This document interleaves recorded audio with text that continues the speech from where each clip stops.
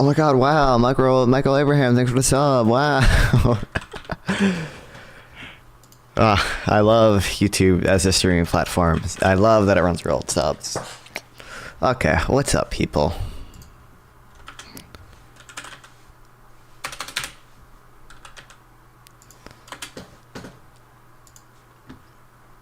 Look at these colors. Look at these colors, guys. I haven't changed the colors in a while. We have new, kind of new colors. These are actually the older colors, the ones I used to use.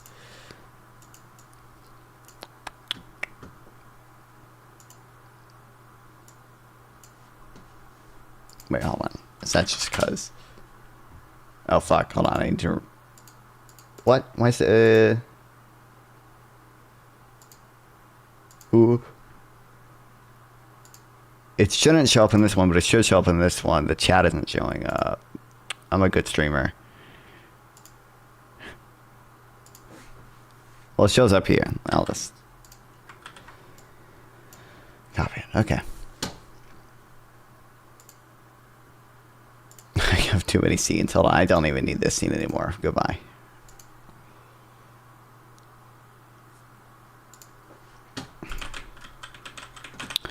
All right. What's up, everyone?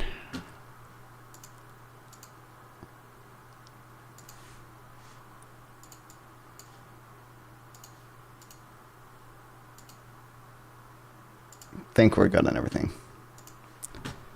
Okay, before the Jubilee video, which I assume they're gonna take me down for. I want to watch because I saw this on. I saw a short of this on Instagram, and I don't know. I don't know how much this video is gonna piss me off. I don't. For whatever reason. Well, I know the reason because it's populist and dumb or whatever, but. It plays well with voters who don't understand economics. Progressives have this tendency to be anti-free trade, but try to make it progressive. And I think this is what this video is doing because I watched like the first 60 seconds of it in a fucking Instagram reel, but I don't know because this title, Trump says to save American jobs. John Deere is calling his bluff. I don't know. Obviously, they're progressives, so they're anti-Trump, and I don't know. I don't know what they're gonna. I don't know what we're actually gonna end up saying here. Welcome, Pablo Escobar. But we'll see. We'll see. Oh boy. There's a big label on these backhoes that says proudly built in the USA. But the truth is, the biggest companies that make farm equipment and construction equipment like this, hats off to the future. They've been moving their jobs overseas. Deere made the determination that, yeah, kill me. go ahead and pull the trigger on. Kill me.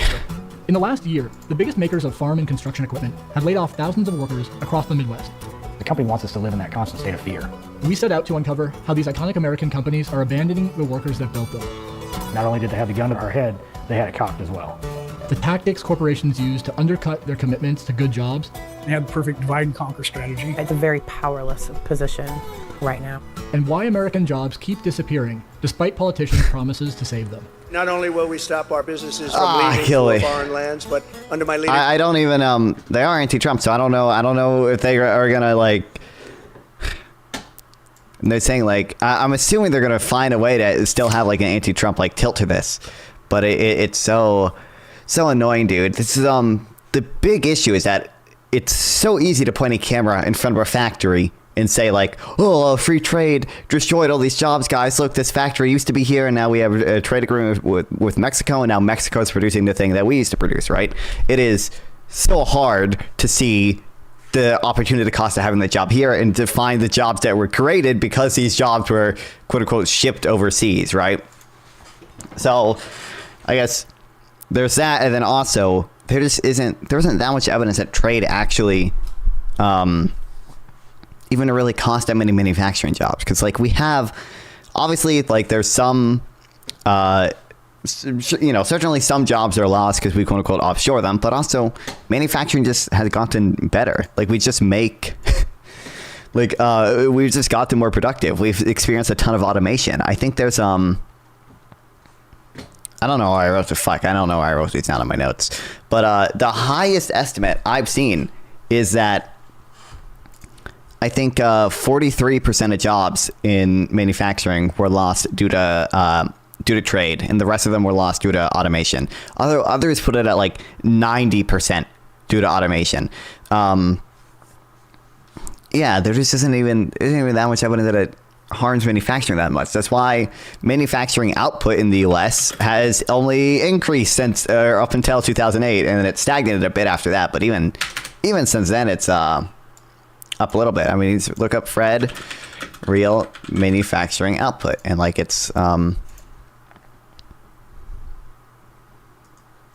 don't know which fucking exact thing it is. I think it's just this. Yeah, you can see it has increased a lot until 2008, and it dropped, and it's basically been stagnant. But that's more to do with, well, 2008 messed up a lot, but We're going to take other we were quote countries' unquote jobs. losing jobs in manufacturing before then. So The question is just that. How do we keep the work in the U.S.? What's it look like? How do we do it? kill me. Not like what, like no one ever stops to ask like, why should we keep this work in the U.S.? Why should we not allow people to import stuff at a lower price while allowing those same domestic resources to do something other than produce what we were previously producing? Like do we? This is funny word called opportunity cost, and no one seems to fucking understand it, bro. God, this video is pissing me off. For an average God person damn it, in more high school, union. to get hired on John Deere is a pretty big deal. Chris Larson worked at John Deere for 22 years. John Deere has been, the premier employer here in Ottumwa and many of the small communities throughout Iowa and Illinois for many, many years. But Also, it's an issue of this is an issue when it comes to journalism and when it comes to the journalism surrounding like this and government policies, that there's a like localized cost here and then a very diffuse benefit. So the localized cost is, this one town that is actually genuinely getting fucked by their jobs being offshored or whatever. And such a diffuse benefit in that all 300 million Americans are going to benefit from, the lower price of whatever they're producing. Not that they're producing now at a lower price in Mexico rather than here, right? So, one, again, it's super fucking easy to point a camera at this one town that's actually getting fucked, and it's a lot harder to create like the same emotional story about like all 300 million Americans getting some like small diffuse benefit from something, even if, because there's so many Americans getting that small diffuse benefit, it actually outweighs the cost of the cost of the one town that's getting fucked. Like, the gain in consumer surplus is greater than the loss in producer surplus from a tariff. And then, this, from a government policy perspective, the same thing applies. If we were to tariff these goods to like prevent these jobs from going overseas, it's very easy for this, powerful people or whatever. It applies that. Using this doesn't work with that because there aren't many powerful people here. A better example is the U.S. sugar program, right? So currently the U.S. has a ton of programs involved with sugar, including like tariffs and I think subsidies as well and stuff that restrict our ability to import sugar, and it makes sugar way more expensive in America, right? So that's a very concentrated benefit for a few rich sugar companies in America. They get billions every year, and they're able to effectively, lobby Congress to keep this policy in place. But for all the millions of Americans, it's a very diffuse downside, right? Every American, because there's so many of them splitting the increased cost of sugar, it's only like $30 per American per year. Voters are not gonna vote on that, right? Voters aren't even informed of it. There's a level of rational ignorance there. It actually wouldn't even be. It wouldn't even.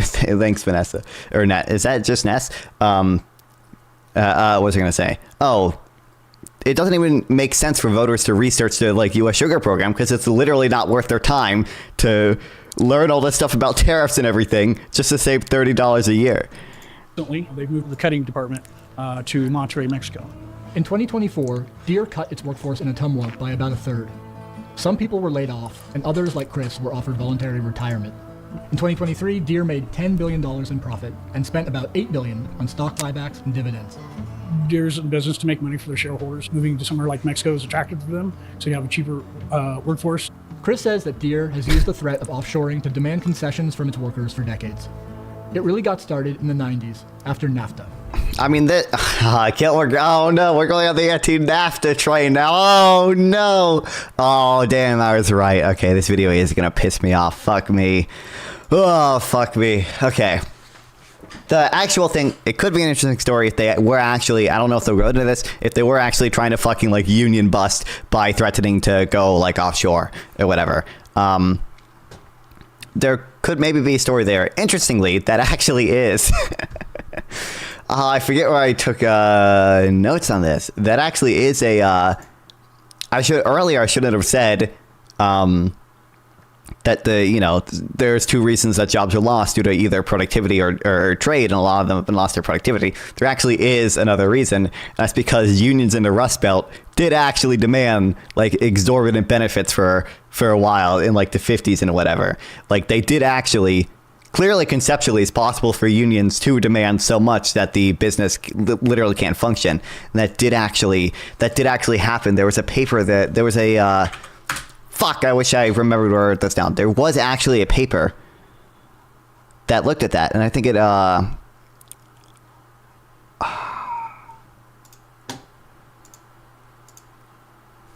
think it said like 40% of the jobs lost were actually due to exorbitant demand from unions, but I don't fucking remember where I wrote it down. In a few moments, I will sign the North American Free Trade Act into law. Based. Zone stretching from the Arctic to the tropics. Based. The largest in the world, a $6.5 billion market with 370 million people. NAFTA gradually eliminated tariffs and trade barriers on products. God, where would I have written it down? I want to find it before I...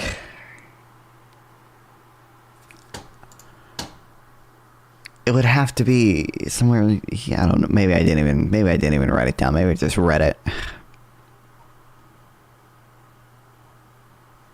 Passing between the US, Canada, and Mexico. It was a green light for companies to move their factories wherever labor was cheapest. NAFTA was a collaboration of both the Democratic and Republican parties. They both sold us. Based. I remember being on the Union Hall floor here in the 90s. Oh, here we go. It was this. It's a paper cited in this.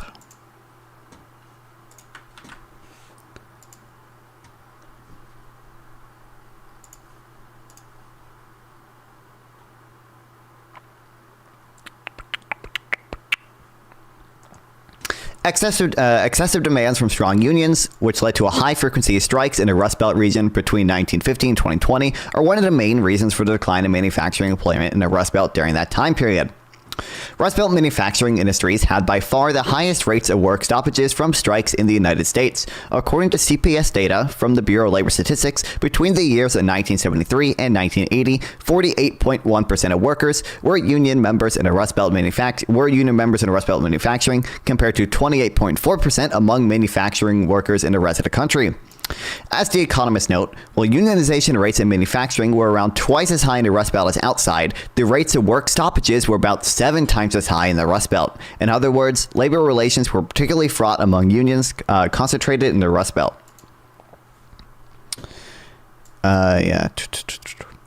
Overall, these labor union conflicts accounted for 55% of the decline in the Rust Belt's share of manufacturing employment, leading to its economic deterioration throughout the second half of the 20th century. And he also goes over, I swear I definitely read this before. I don't remember if I took notes in it, but yeah. A lot more complicated than just saying offshoring.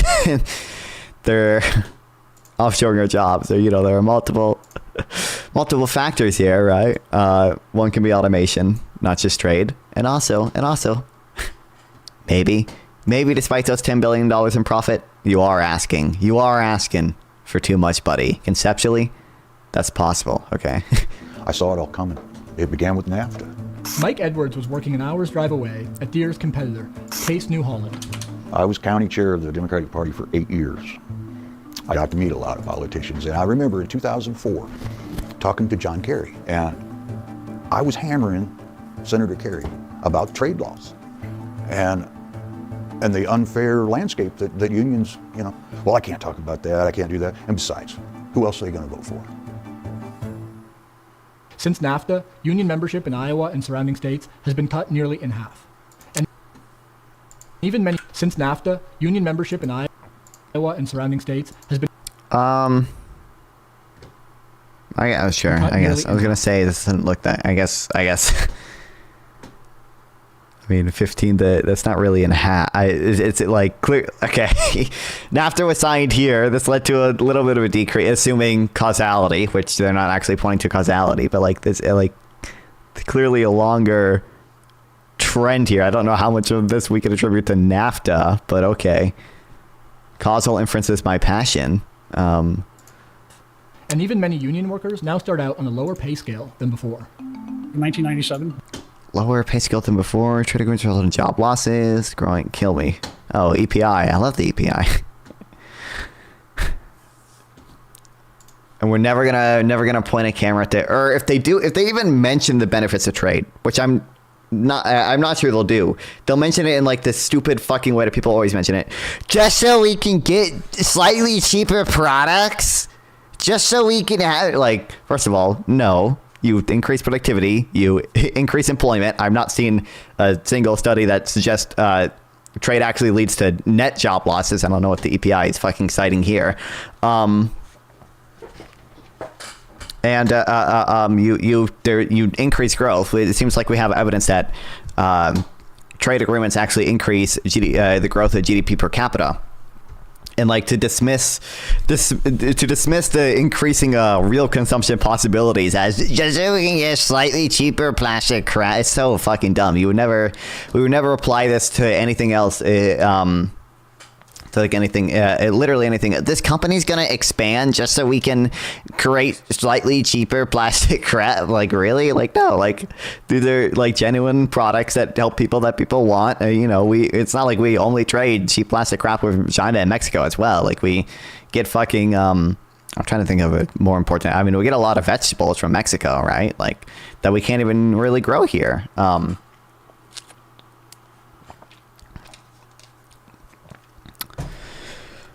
Let's see what EPI says. Trade agreements. Results in job losses. Growing. Also the wage suppression thing. I mean, it's possible that there's maybe like wage suppression in certain industries, but on net, you. In fact, I'm not aware of any empirical evidence that suggests you see on net wage suppression because trade mechanistically increases productivity. Trade, I don't want to run through the entire competitive advantage model. I'm assuming a lot of you guys already know it. Mechanistically, trade increases productivity because it lets you get more with less, right? Like the entire point of trade is to get more imports than you could. It's a way of indirectly producing things that you import by first producing things to export and then trading for them. And both countries can actually get more overall from the same resources if they trade than if they don't trade, right? Like this is a very basic like economics 101 comparative advantage concept that they teach you. That's mechanistically productivity enhancing. And guess what determines wages? In large part, productivity.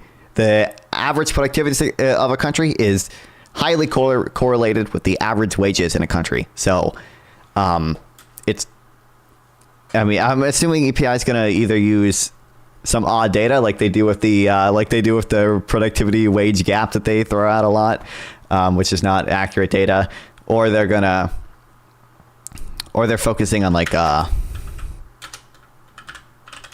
one industry.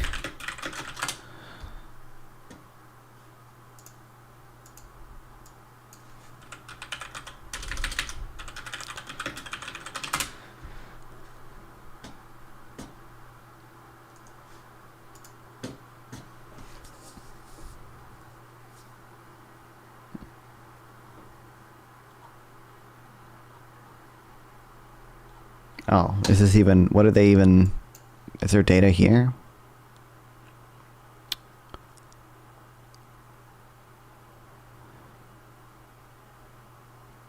For Some people not has been a success. Most people don't support themselves on investment. The United States economist Robert Scott details NAFTA has eliminated some 766,000 job opportunities, primarily for non-college educated workers in manufacturing. I mean, it just doesn't translate into a net job loss if there's job gains in export sector. Or I don't. Maybe he does. Maybe he does. Maybe this is the net job loss, but I would hope that they would say the word net here. Contrary to what the American proponents of NAFTA promised workers, the agreement did not result in increased trade surplus with Mexico, but to revert, who the fuck cares?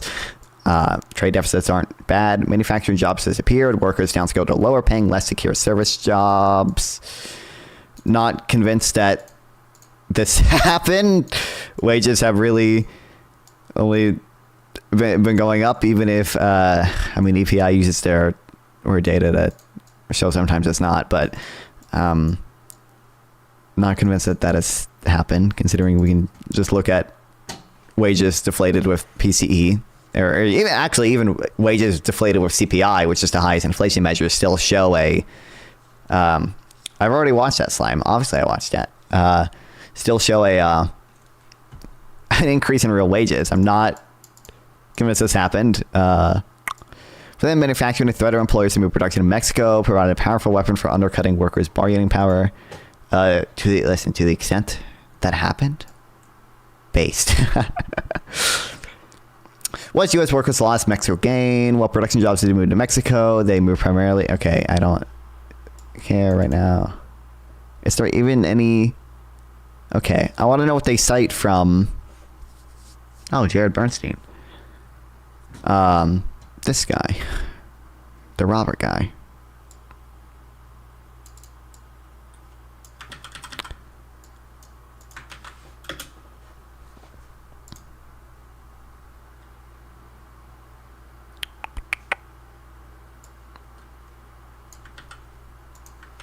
You had to leave? Why? Because of the thing you just DM'd me?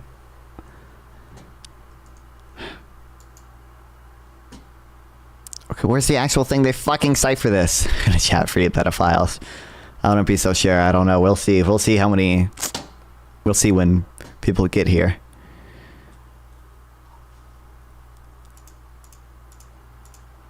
I don't know. I don't want to go searching for their randomized footnote. Pretty sure I also have another. I think I was studying not of jobs, but of actual welfare gain. All right, maybe I don't. Oh yeah, here it is. Change in welfare is in the sum of the change in terms of trade from NAFTA. United States gains 0.08% in welfare. So I mean, we gained in terms of terms of trade. That's a odd sentence. There's got to be a better way to phrase that. I guess that's probably why they use the word welfare. It focuses on jobs. This also 255 to 261. I don't know what I.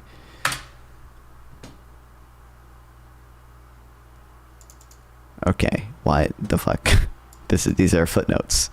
Oh, you know what? It's probably 255 of the paper, not the PDF. Or maybe not, because this is page 255.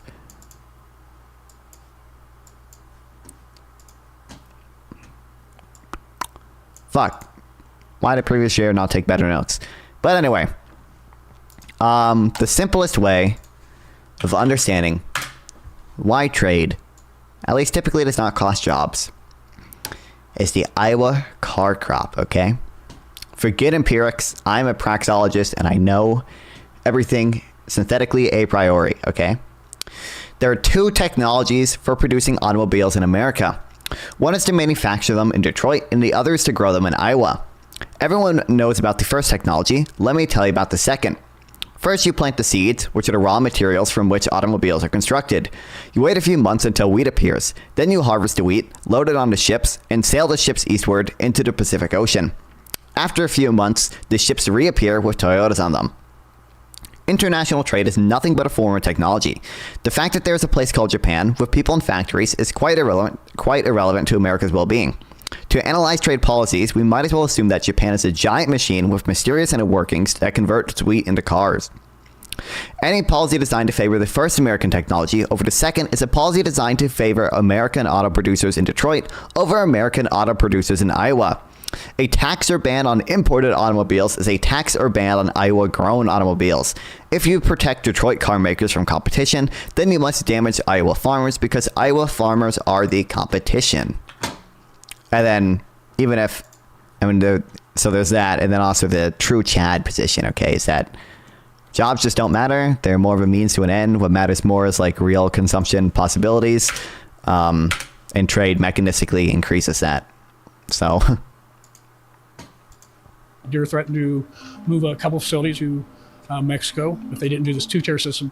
Deere pushed its workforce onto a two-tier system, which meant lower pay for new hires. It effectively zeroed out years of wage and benefit gains for future employees. A few years later, Case followed Deere's lead in demanding a tiered contract.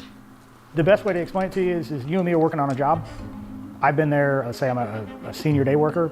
I'm making $10 more an hour doing the same job that you're doing right next to me, right? It creates issues in the workplace. Nick Guernsey is president of the union at Case New Holland's Iowa plant. He explains the tier system created A workers, B workers, and C workers, the lowest paid. An A worker has not got a pay raise in over 17 years. And the company is really proud of that. We had members that would work 40 plus hours a week in that plant, still qualify for state aid food assistance because they didn't make enough money. That's pretty sad when you're a $1 billion corporation, right? In 2021, John Deere workers across the Midwest went on strike. 7 months later, Case workers in Iowa and Wisconsin struck too. So the strike happened because we were trying to close some of the gap issues. After more than 260 days on the picket line, they reached an agreement on a new contract that included wage increases and upgrades for lower tier workers. But then, about a year later, Case announced it was laying off over 200 of the workers who had fought for that contract and shifting their work to Mexico. Base. But at the end of the day, when you punch a bully in the mouth, sometimes the bully brings friends, right? The pattern was the same at John Deere. Thursday afternoon, workers in the Ottumwa John Deere plant received news that the company is moving mower conditioner production from the Ottumwa plant to a facility located in Monterrey, Mexico. Again, we're not going to mention, even if they do. Oh, God, I hate this so much. Again, it's the things I've mentioned a few times now. One, it's so easy to point a camera at this and point to, all the jobs going overseas, but like so hard to point to all the dynamic effects of trade that actually increase job opportunities. Because like here you can very clearly see like a physical plant that's like physically, the production like moves overseas or whatever. And so hard to see that the dynamic effects of like, consumers now spend less on tractors and that means they have more money to spend on other things. And the domestic resources previously being used to make tractors are now diverted towards other more productive use cases. You can't point a camera at that because it's so like dynamic or whatever.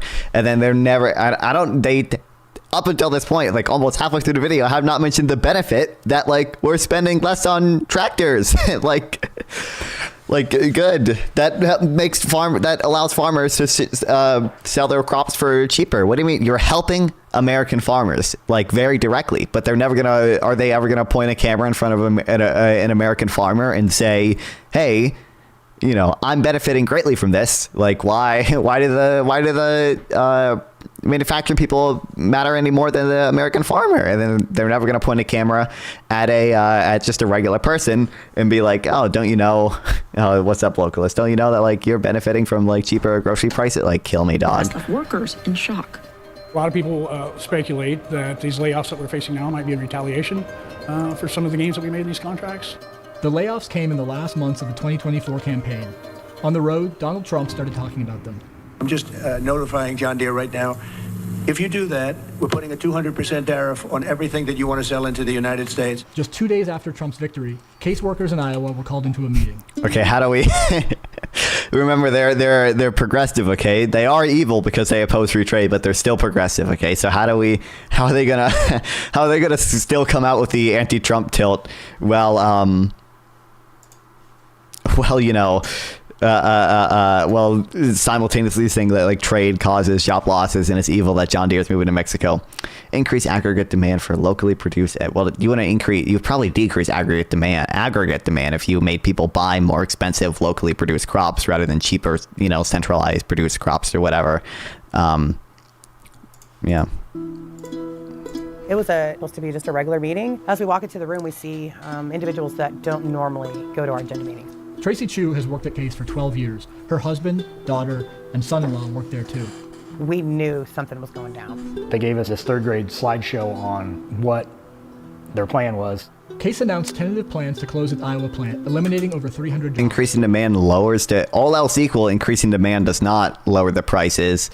And it's kind of hard to argue that like you're eventually going to benefit from the economies of scale if you never let the economy scale because you want it to be all locally. I can't look this. I can't engage with you right now because I need I'm going to turn this into a fucking like VOD with edit, and edit and upload it. It's going to be horrible. It's going to be horrible the entire time if I am just debating you. Okay. There would be moved to Italy and to a non-union plant in Kansas.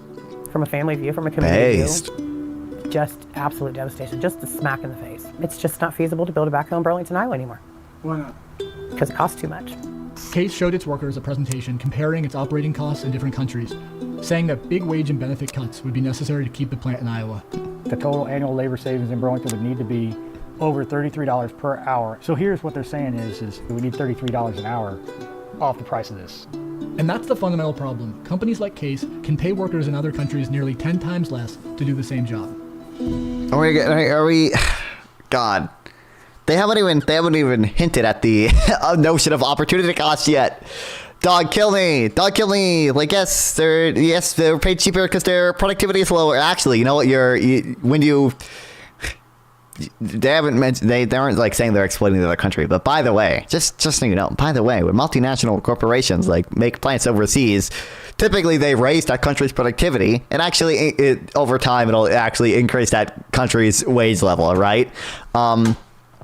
I think that the What's Wrong with Protectionism book has a really good way of explaining it, though. Like, American workers have very high productivity, and we're remunerated for that with our with high wages, okay? And countries in lower productivity countries are low productivity, and they're remunerated for that with low wages. But so long as both countries specialize in what they have a comparative advantage in, both countries can still gain. America still gains overall. Mexico and wherever they're offshoring to still gains overall. Even if you, no matter how much you point a camera at the loser from trade, obviously like some manufacturers are gonna lose, right? It's just that the gain to the rest of Americans is way bigger than the loss to this one fucking plant in Iowa. But you're never gonna. It's a localized loss and diffuse benefits, so it's easy to point a camera at the localized loss, but very hard to point a camera at the diffuse benefits. Kill me.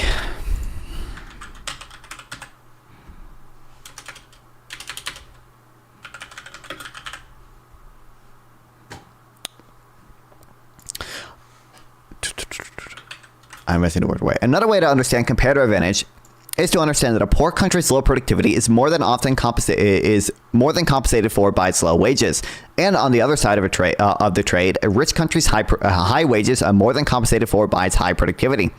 This offsetting holds true for goods which each country has a comparative advantage in. Comparative advantage allows each country to obtain more than if it had not engaged in trade. Each produces through imports what would be more costly to produce at home in exchange for what it produces at lower cost. Thus, each obtains more for less. To help offset this disparity, Congress passed an update to NAFTA, the U.S.-Mexico-Canada Agreement, or the USMCA. Today, we're finally ending the NAFTA nightmare and signing. It's really funny to watch you get worked up over obscure economic argument. What do you mean obscure? Localist. This is economics. What do you mean? This is 101. This is the third thing that they teach you. What do you mean? Look right here. My library. The Principles of Economics 7th edition. Look, this is page fucking. This is like chapter 3, buddy, of an introductory economics textbook. This is not obscure economics argument. This is something that every person who graduates high school should know. I think it's chapter 3. I don't remember what page it's on.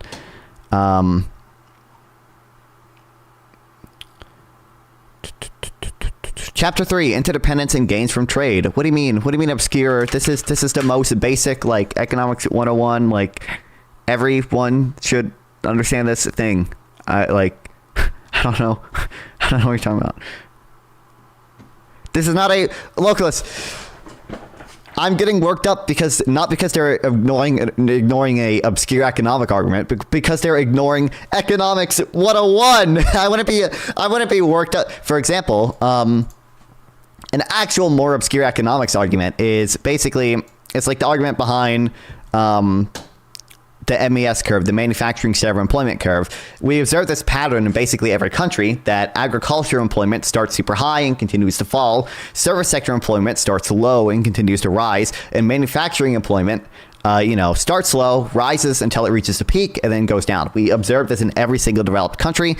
I have the multivariable regression that shows this pattern in every single developed country, even in countries that run trade surpluses.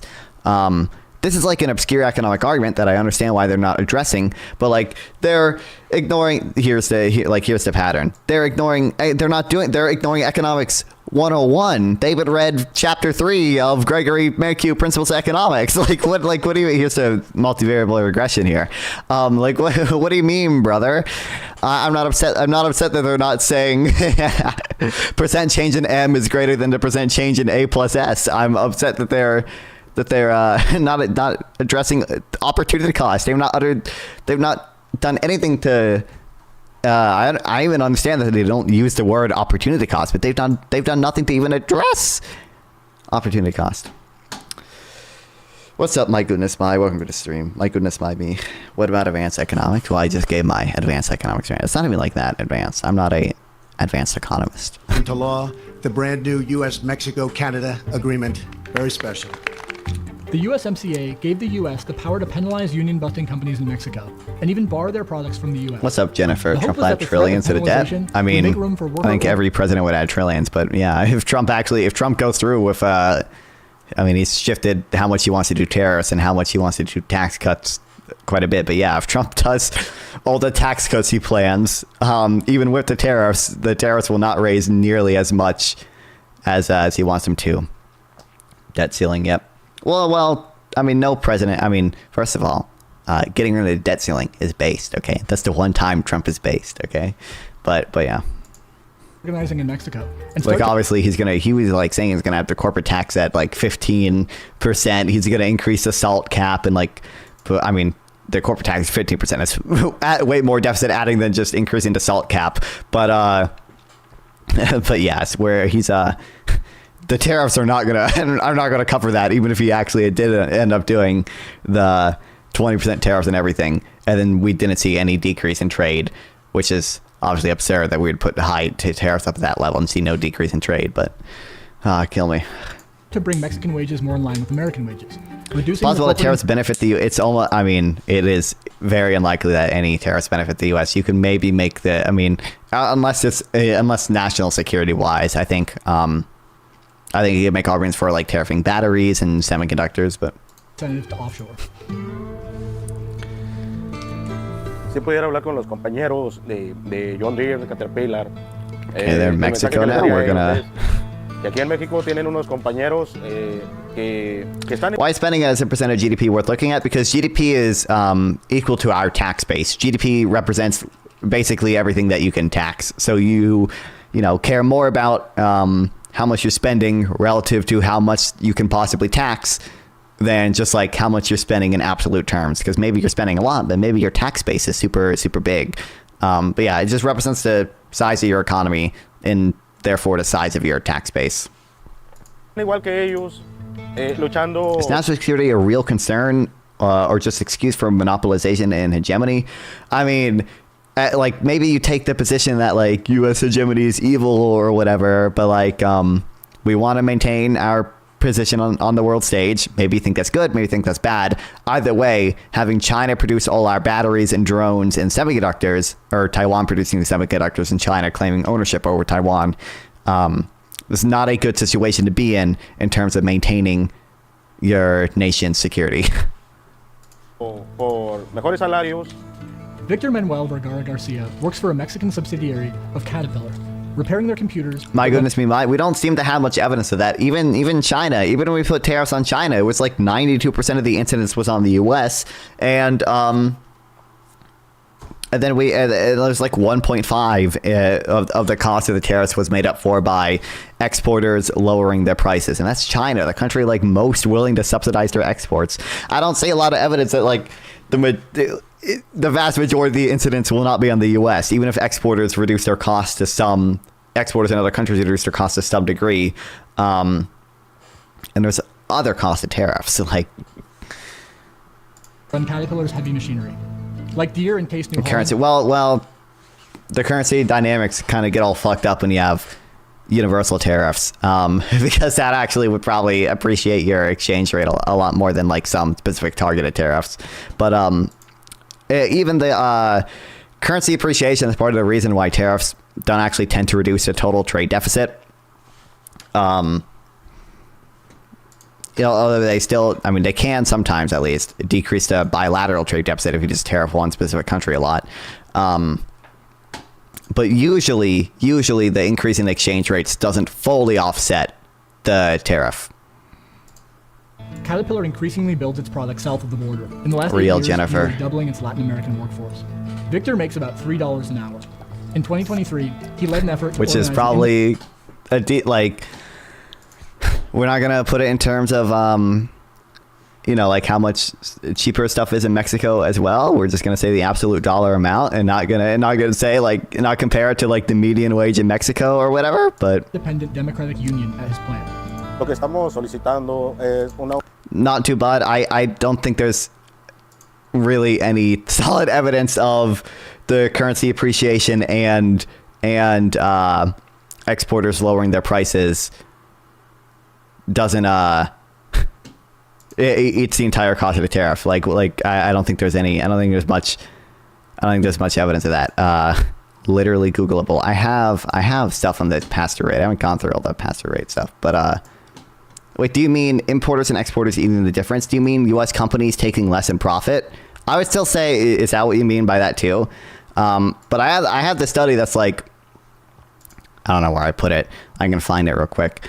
But I have a study that says 92% of the cost was on America over China when we tariff China. And again, China's the country most willing to subsidize their exports.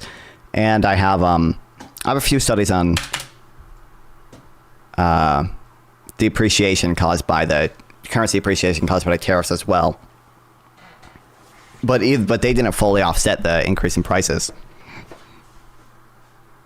Aumento justo a los salarios, respeto a nuestra libertad sindical, trato digno como trabajadores. A week after Victor's union won its first vote, the company fired him. That's when the Biden administration decided to use the USMCA. It filed a case against the company, and under pressure, Caterpillar's subsidiary offered to reinstate Victor. It was one of about 30 times that the Biden administration used the USMCA to crack down on corporate labor abuses and help workers organize. Lo que esperábamos era que con las sanciones la empresa se sentara con los... Hold on, I can't.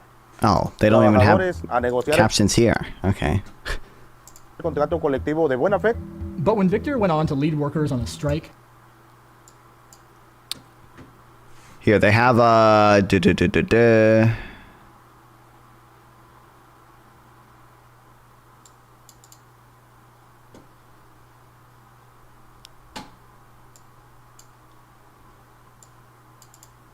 got stronger.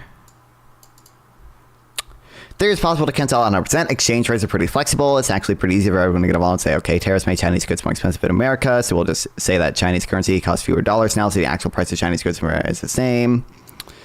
In reality, exchange rates only cancel out part of the effective tariffs. There's a bunch of stuff that prevents exchange rates from fully adjusting to the new tax. If you put 1,000,000,000% tariffs on everything, you probably get rid of all trade, and thus you'd eliminate all trade imbalances. So it's really an empirical question as to how much exchange rates cancel out tariffs. Gene and Sun use a somewhat plausible theoretical model to arrive at a number of 30 to 35%. That's a substantial decrease already, and I think the true number is likely to be higher, especially where China is concerned. If all of the won's movement against the dollar during this time were due to Trump's tariffs, it would mean exchange rate appreciation cancel out around 75% of the effects of tariffs. He's baiting us with abortion to make us learn. The abortion thing is next, okay? This wasn't supposed to take us long. I just get triggered, okay? I get triggered too easily. Would you agree that humans have inherent value outside the realm of consciousness? They are. I wouldn't apply inherent value to anything other than like sentience, right? So like, clear, like, I don't really care. I care about animals because they're sentient, not because of their DNA. I care about humans because we're sentient and have a high level of sentience, not just because of our DNA, right? Like, did Biden repeal any of Trump's tariffs? He did, yeah. He let some of them expire, yeah. I think he did. Actually, I don't remember. I think he got rid of the ones on Canadian lumber. I think he got rid of the ones on washing machines. I think he got rid of the ones on, just not the ones on steel and aluminum. Which, by the way, when Biden did tariffs, they were bad too. Okay, I don't like them. He found that the company had put him and other strikers on a region-wide employer. I don't think so. Do you dispute the fact that Biden let the tariffs on washing machines expire? It impossible to get other work. It's a classic strike-breaking tactic, illegal in the U.S. and many other countries. Inclusive tenemos testimonios de trabajadores que comentaron que fueron a varias maquiladoras y que todas les decían lo mismo, que no los podían contratar. Why don't they subtitle this? Maybe you're right. Yeah, he let some of them expire. I know he did on washing machines. I believe he did on. President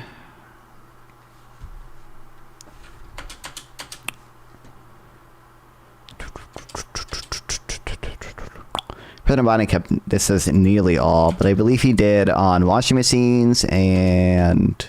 Although I don't. When was this written? 2024. Okay.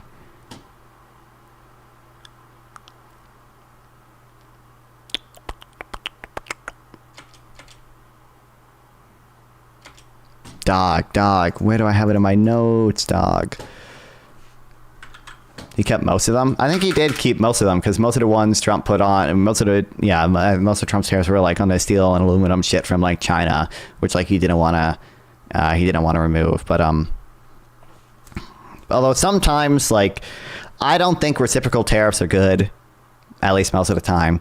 But sometimes people don't want to. If you put a tariff up, the other country will tariff you in response, and then you don't want to put your tariff down without a guarantee that the other country will say, without a guarantee the other country will reduce their tariffs as well. So sometimes you have to actually go in and negotiate with other countries to both reduce tariffs. Now, in my opinion, reciprocal tariffs aren't good. So he should just get rid of them anyway, even if the other country doesn't reduce their tariffs. But that's the reason. He doesn't want to look weak by just repealing the tariffs and not getting anything in exchange, right? 2021 says he increased lumber. Oh, did he increase the lumber? Oh, God damn it, Biden. Fuck you, Biden. What the hell, man? I know he increased the ones on steel and aluminum, which I think are bad. It's honestly increased the ones on Canadian. It's on Canadian lumber, right? That's bad. That's worse even because at least that's Canada, like our ally. Like who? Like what? Like what? Like what, brother? A coalition of American and Mexican unions asked the Biden administration to sanction. We need to stop money and drug trafficking. Hit us. I mean, we are corrupt as shit. I'm not convinced. Canada is that bad, man. But okay. I also don't think tariffing really. I think tariffing harms us more than it does you. We are literally that bad when it comes to how many money and drug. If you can link something, brother, I'm not convinced the problem of Canada is that bad, but okay. The company under the USMCA for blacklisting strikers. But this time, the administration did not take action. At the end of the day... Oh yeah, he did. Wait, when did he do this? This is 2024? Or 2021? The community of Burlington, Iowa, the surrounding communities need follow-through. My members at the plant that are currently working right now, we need the follow-through. Oh, well, really? We're supposed to... They're anti-dumping? I highly doubt, maybe I'm wrong on this, but I kind of doubt Canada is dumping lumber. But even if they are, first of all, based, but really? From our elected officials. Victor and his colleagues have now been on strike for over a year and a half. Resenting those workers isn't going to change a damn thing. It's just like a C worker, you know, in a plant here. They're going after the low wages. We need to be down there helping them. As Donald Trump enters the White House again, a consensus seems to be building that the U.S. needs a bolder trade policy to protect good-paying jobs. But what that means in practice is very much up for grabs. What we need is President Trump to step in and say, no more jobs are leaving. We need you to step up and do what you Kill me. Trump has promised tariffs on companies like Deere that offshore jobs. We're putting a 200% tariff on everything that you want to sell into the United States, so that if I win, John Deere is going to be paying a 200%. Not a big fan of Donald Trump, but yeah, kudos. Tariffs make it more expensive to offshore, so they could give workers more leverage, not only to keep their jobs, but to make them better. But the other Are you going to mention any of the side of keeping good jobs in the U.S. is investing in them. If tariffs Oh, kill me. We're not even gonna mention the like increased cost that we have to pay because of the tariffs. Really?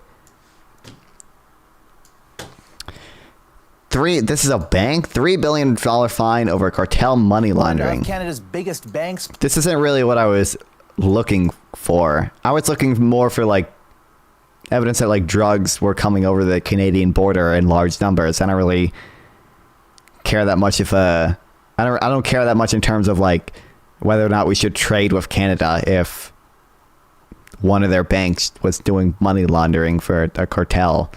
I don't know. It's possible. I just don't see much evidence. I would intuitively, I feel like our gain from trading with Canada is much more than the cost of whatever drugs are coming over the border. And I feel like I don't know how effective it would be to tariff Canada.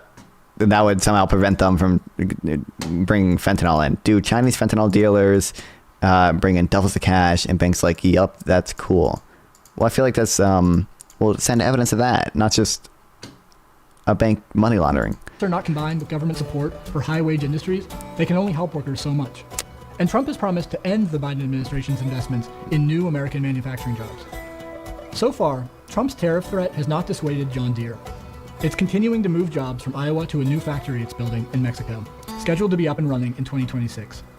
How the Trump administration will respond remains to be seen. Let's start new. True Let's build localist. protections for United States workers.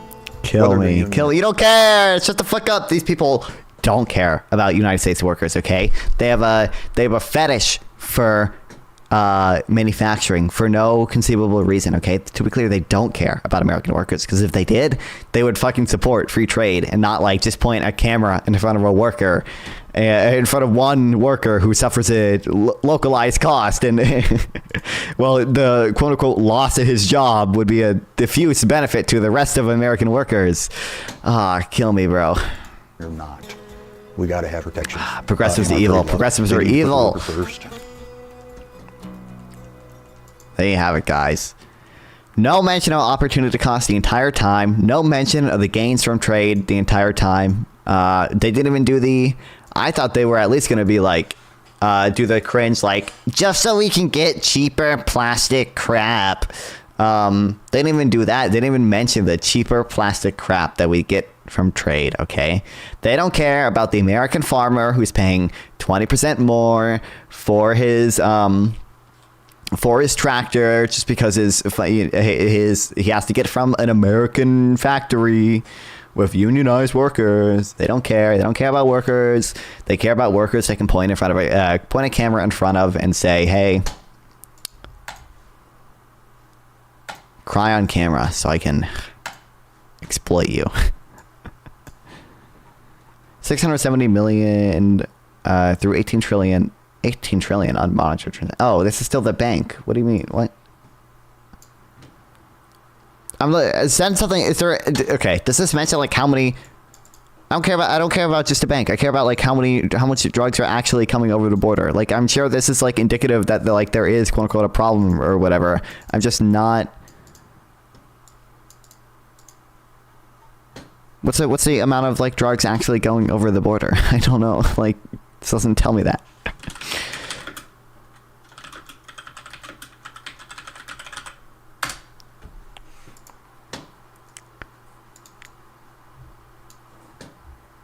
What the fuck? This is not what I wanted. Or is this what I wanted? Is accused of a fugitive drug lord based? This guy seems based. Why would I wanna stop this? What the hell?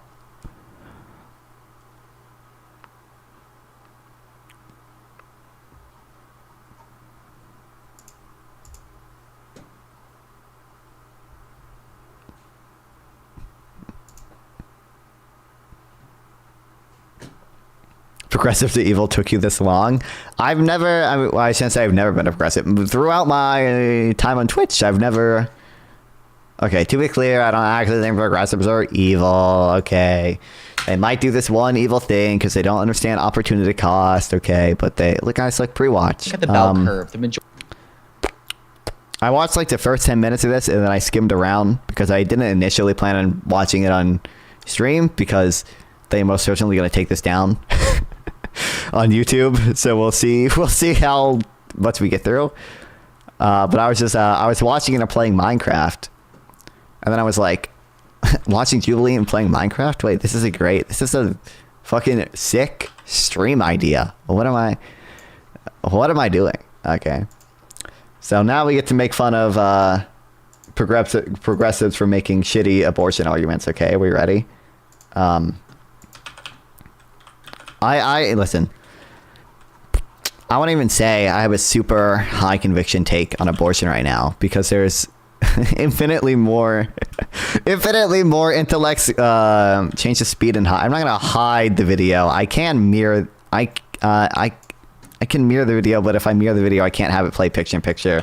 I don't know. We'll see if they get mad at me, and if they do, I'll change it. But there's always infinitely more good discussion in just like Discord VCs and chats about abortion from people who have actually like read philosophy papers than there is in like these types of environments. Okay, so we'll fucking see.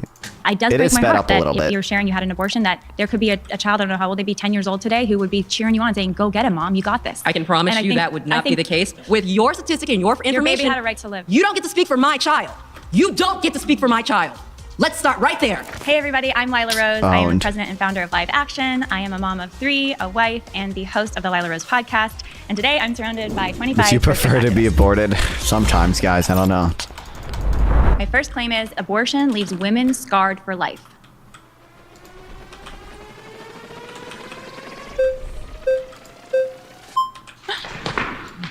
Hey. Hello. What's your name? Julia. Julia, nice to meet you. Okay, so from my understanding is scar means permanent, and I would argue that life is permanent. And so by not allowing women to an abortion, you're basically saying you have to have this permanent being that exists in this world. Death is also permanent. And that's what a lot of women struggle with, especially on the anniversary when that baby would have been born. For many women, again, I've talked to hundreds just personally, but there are thousands and millions more out there. On the anniversary of when that baby would have been born, 1, 2, 3, 4 years old, Dude, fuck this. Fuck, Kyle, if you're watching, fuck this stupid medieval combat mod you got that doesn't allow me to fucking hit the mobs in a mob grinder. There's deep regret and pain, and some struggle with mental illness afterwards or other struggles, or they have fertility issues. There have been several studies done that show that women have higher suicidality who have abortions than that women that give birth. There's the California study, which is Research on abortion and suicide risk is contradictory, often influenced by research and funding bias. Okay, base. Thanks, fact checker. I would imagine the women more likely to get abortions are also the ones more likely to commit suicide in the first place. I would imagine that's true intuitively. I don't have any evidence on hand to back that up, but I would imagine that's the case anyway. 200,000 Medicaid patients, 150% more likely to commit suicide if they had an abortion. Study examining 173,000 California Medicaid patients found the suicide rate for a woman who had an abortion was more than twice as high compared to those who gave birth. The research was conducted by Elliott Institute, a pro-life group. Abortion than if they had given birth. Right. So I think. So what do you think about that? So I have a lot. I have a lot of thoughts about that. I also want to talk about the fact that, from my understanding, is you did go undercover into Planned Parenthoods, and I have many friends that work at Planned Parenthoods. Which honestly, I'd feel a little unsafe if someone was like going undercover to mask something. Do you know also, what we the other were thing is exposing in the abortion clinics? Oh, hold on a minute. I think abortion is not an easy choice for women. I don't go, oh, you know what do I want to do today? So go see a movie or have an abortion. Isn't it It's not an easy choice, girl. Like, why is abortion not an easy choice? It's not easy choice for any woman. Why? Why? Because you are literally deciding your own future on your own terms, and you're allowing women the choice. And why is that? Why is that decision so? I mean, I understand the answer she wants to get is, oh, because you're ending a life or whatever. But like, can we not trying to find a way to lay out my fucking OBS better so I can see if I get taken down? But there we go. So heavy. For example, Also, I could go in. the decision's I could heavy go in and because get you're I could go in and get a wisdom tooth removed, and I'm not going Great, to an have elective this choice, heavy, much like an I'm not abortion, going to have which this heavy decision around it. Why is abortion such a uniquely heavy decision? Why It's are women the because- only ones it's because having to it's choose these, involving- and we're shamed instead it's of men? because it's involving Because the an men who are innocent human committing life, a acts new of child. assault. I believe it is. I believe there is mostly women here. I know there's like 2 men because I recognized one guy. I don't know if he ever spoke because no uterus, no opinion. Am I right, fellas? I don't know if he ever spoke, but it's the Mason guy who I've seen in other Jubilee videos. I don't think they're father of the Why, year, Maida? quite Do you frankly. hate If women, they're committing Maida? acts What of the hell, violence, Maida? We're in total agreement on that. We're in total agreement on Okay, that. you're a mother. How many adopted children do you have? I don't have any adopted Okay, so children. what about all the But I would children love that to are adopt forced? one day. Okay, so great. Let's call the agency tomorrow. It'll take a couple years to go through the adoption process, Well, leaving are you children aware- in foster care are you- into the system are you aware that thus that affects them and there causes are scarring over against the women that there have to are make that 2 choice, million girl. Like, families. what? There are 2 million families who would like to adopt a newborn baby and they can't. Okay, are you helping them? Because if you're providing we resources, do like, you should- promote and help them, but you know great. what? I mean, I watched all of this girl speak and a little bit of the next girl, right? I remember I pre-watched it because I'm evil, and I've already rehearsed everything I'm going to say. This just seems like the easiest, like, like, I don't know, maybe just response to come to mind for her, but like, obviously no one says that you are entitled to adopt a child, and under some ethical views, you are entitled to your own body, and that would be the justification for abortion, at least so long as you're not harming someone else's. Well, I shouldn't say someone else's, but well, someone else's body works because the someone there implies a moral subject.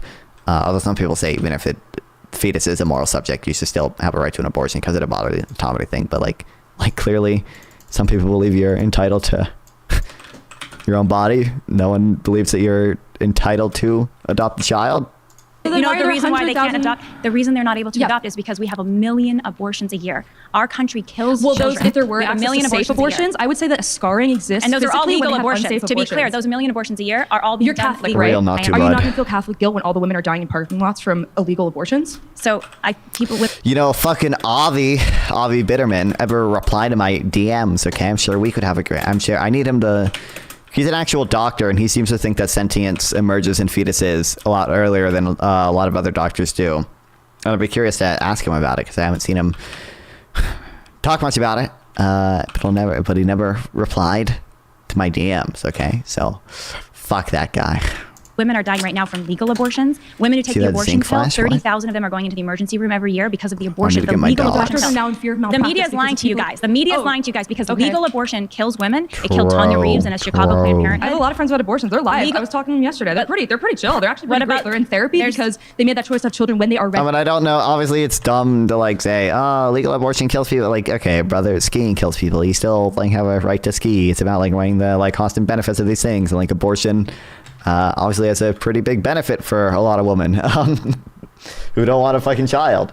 And then like I don't know. I'm sure she knows the numbers, and I'm sure it'll come up at some point. Like, what's the actual risk of dying due to an abortion versus dying due to childbirth? I'm sure she has numbers on it, and I'm sure she has the numbers favorable to her, and then the real numbers might be slightly more ambiguous.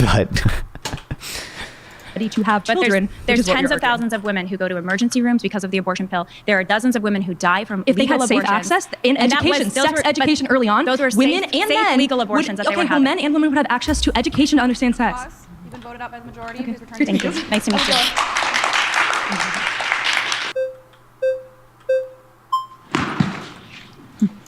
Hi. What's your name? Demi. Demi, nice to meet you.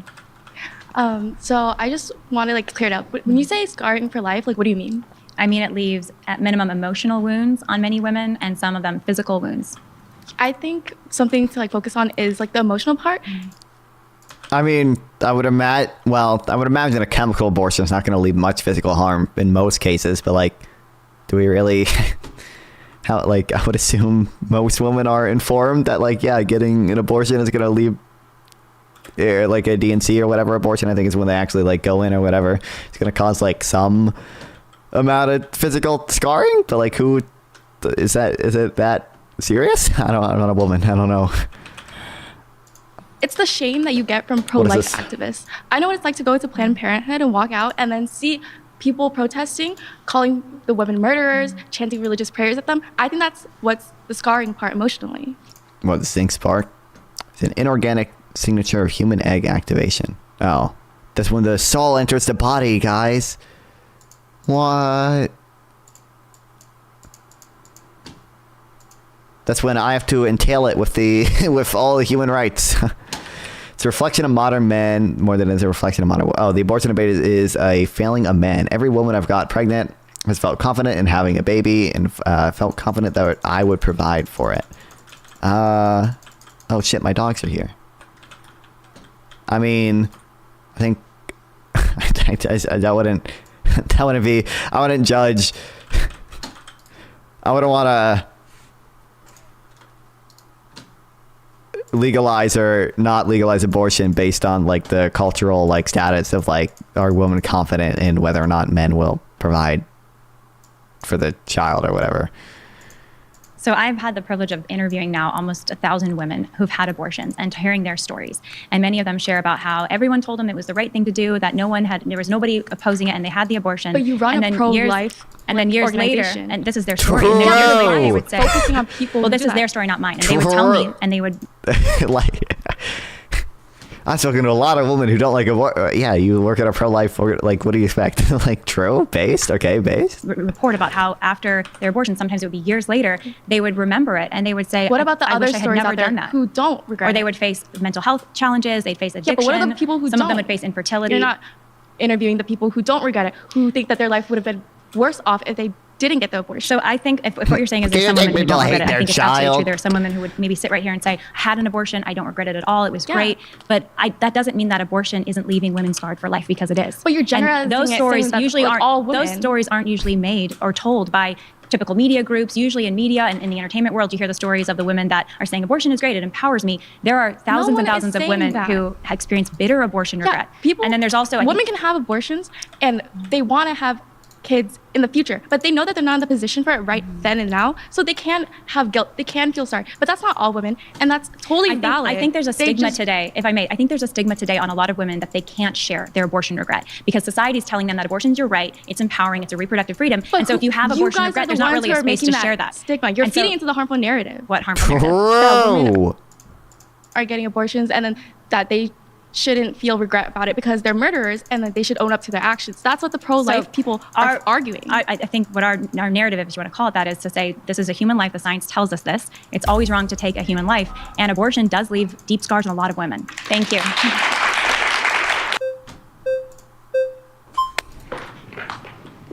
What's your name? Hi, nice to meet you. My name's India. Nice to meet you. Okay, so when you say that abortion leaves women scarred for life, I have had an abortion before. I had an abortion actually a week before my 21st birthday. I'm a young black woman in America, come from a low-income family. I'm also adopted. How do you feel about your abortion? How do I feel about my abortion? That's what I'm about to tell you. So I wouldn't want to have to make the decisions of what's next after a child is born. I personally did not feel like I was in the proper mental state, financial state, emotional state, physical state. I did not feel like I was in the best of any of those states to be able to bear a child. To be a parent, exactly. My circumstance was a little bit different with the father of would have been child. He actually wanted me to keep the child, but I chose not to because of my body. I'm curious if you considered adoption. I absolutely did. But like I said, based on my testimony and what I've experienced, I grew up in a home with foster children in and out. I have an adopted brother as well. We're 2 years apart. So you think killing them's better? At my home, which is now my lifelong home that I've been at. I've seen all different kinds of circumstances. I've seen babies having withdrawals. I've seen babies who come from rape victims. I've seen all of it. I've seen all of it, you name it. It's not the best environment that in my opinion, that I would want to raise a child in, okay? I have friends who have multiple children and they're struggling because they don't have the resources that they need. They don't have the proper support system that they need. The whole thing about this pro-life and pro-choice, it's not I'm choosing to kill this baby. Pro-choice is the choice of what I want to do with my body, not what you think I should do with my body. Wait, I'm not done yet. So anyways, what I want to do with my body, who are you to judge me? I go to church. I'm actually a new member of the church, which is funny. I didn't believe in God a couple years ago. That's great that you're going to church. Thank you. And you know, the decision that I made maybe wasn't the thing that that's another thing wanted to do. By the way, this woman will never change her mind, because at the end of the day, the reason that she is actually against abortion is because she's Christian and believes that the soul enters the fucking zygote at the moment of conception, and it's immoral to kill any of God's creatures. Like, what do you mean? Did you feel pressured to have the abortion? No, absolutely not, because everybody around me was in support of whatever I did, especially my mother and especially the father of the child. But I didn't feel pressured at all. In fact, I felt as if it was harder to make the decision based on how I'm going to feel. Exactly. And as you're saying, women are scarred from this. I don't feel scarred. I definitely have an effect from it, but I don't think that saying this procedure scars women for life, because you don't know what I'm going through up here. Absolutely not. I don't care who you are, what you stand for, what organization you're behind. I'd you're love not to God. respond to you what don't you're get saying. To judge me. I'd love to respond. The flags are going up, and I'd love to respond before you go. But you know, like my whole point is you have absolutely no idea what people go through. So I understand you're experiencing, and you're telling me your experience, which is important. Everybody's experience is important. Absolutely. A lot of the women that I've had the privilege of talking to, their abortion wasn't yesterday. Their abortion was a couple years ago, 5 years ago, 10 years ago. As you get older, you get more established in your life. You're a young woman. And I'm not saying that that's not going to affect me later down the line. But what I am saying, that's the key, right? Because we make big decisions, right? Especially when we're young, we can make big decisions. They have an effect down the line. And so my advocacy is saying this is a big decision. This is a human But is life. it your right to make the decision for me, or to say what decision is right? Because God is the only one that can actually judge me. And based on my beliefs, He's it's not my right to tell you. It's not my right to tell you what to do with your personal life, but it is the government's responsibility to protect the right to life of every life in this country. Do you want the government to protect you from being killed? You know, I want God to protect me from everything evil in this world. Absolutely. Do you think you have a right to life? Kill me, and now she's not actually engaging. We're never gonna engage. Okay, we're just gonna do this forever, man. I can't guarantee that I'm not gonna walk out this door and get shot in the head. But do you think if somebody tries to do that, you would hope someone would intervene? Honestly, I'm just gonna pray for the best. Well, I would hope someone would intervene, and I want to live in a country. Well, Leela is like, obviously I don't agree with her position, but she's too nice. She has a convoy syndrome. You should be, if you're like asking, like, do you think it's thanks, Carter. Do you think it's the government responsibility to protect people? And their answer is just like, well, I would actually just like pray and sit, just make fun of them, be like, you won't answer my question because you're scared, because you know what it entails. You have to, thanks for the sub, Carter. Streamer. I appreciate it. 9 months, hell yeah. Honestly, I don't think you would. There would be a penalty for that person that might hurt you. If you really wanted somebody to intervene with the protection of life, you would be kind of, getting more background on these women and why they do the things that they do. Well, I think. I was just gonna do the meme, with the true meme, by the way, which is like Republicans that are pro-life until the baby's born, which like that one, unironically true though. That one's kind of true. That one kind of true.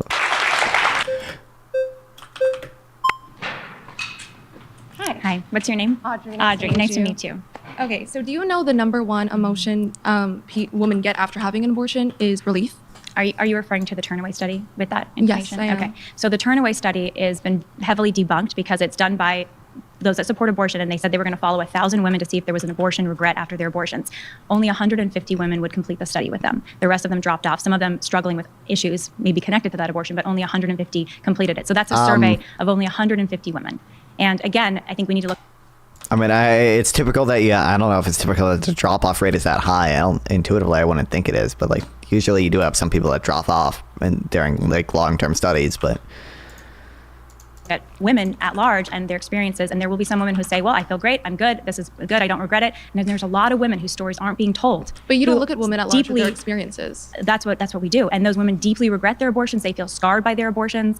Some of them suffer mental health issues afterwards. That's not true at all. 95% of people who got abortions said it was the right decision. You're referring to the Turnaway study. She's just citing the same study. Kill me. Come on, girl. Come on. Statistics. I don't know. I said girl because she's not a guy. I was going to say bro, but that just came out weird. You could search that up. I think it's better to look at a study like the Medicaid study in California. 200,000 women, not 150 women doing a study with a pro-abortion group. It was a California 200,000 survey of women. It is done by an anti-abortion group. The fact checker said so not that long ago. Like, you clearly don't care about the ideological bias as long as it's yours or whatever. But I mean, 5% women do regret it, so it doesn't disprove a narrative that doesn't have it. Yeah, I mean, the prompt, I understand that the prompt that they... obviously, like, the prompt is abortion leaves women scarred for life, and like I think any reasonable person would accept that, like, yeah, obviously some abortions do that. It's a matter of like how much, and if we should ban access to abortion on the basis that it leaves some people scarred for life. You use their cost benefits analysis and everything.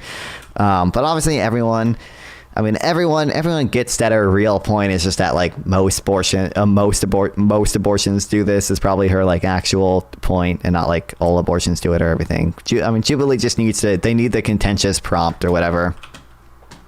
Span pregnancy instead. That had abortions, they were 150% more likely to commit suicide than those that gave birth and did not have abortions. In Finland, there were 2 studies done of women there that found that women who had abortions had a higher likelihood of committing suicide than women who did not have abortions.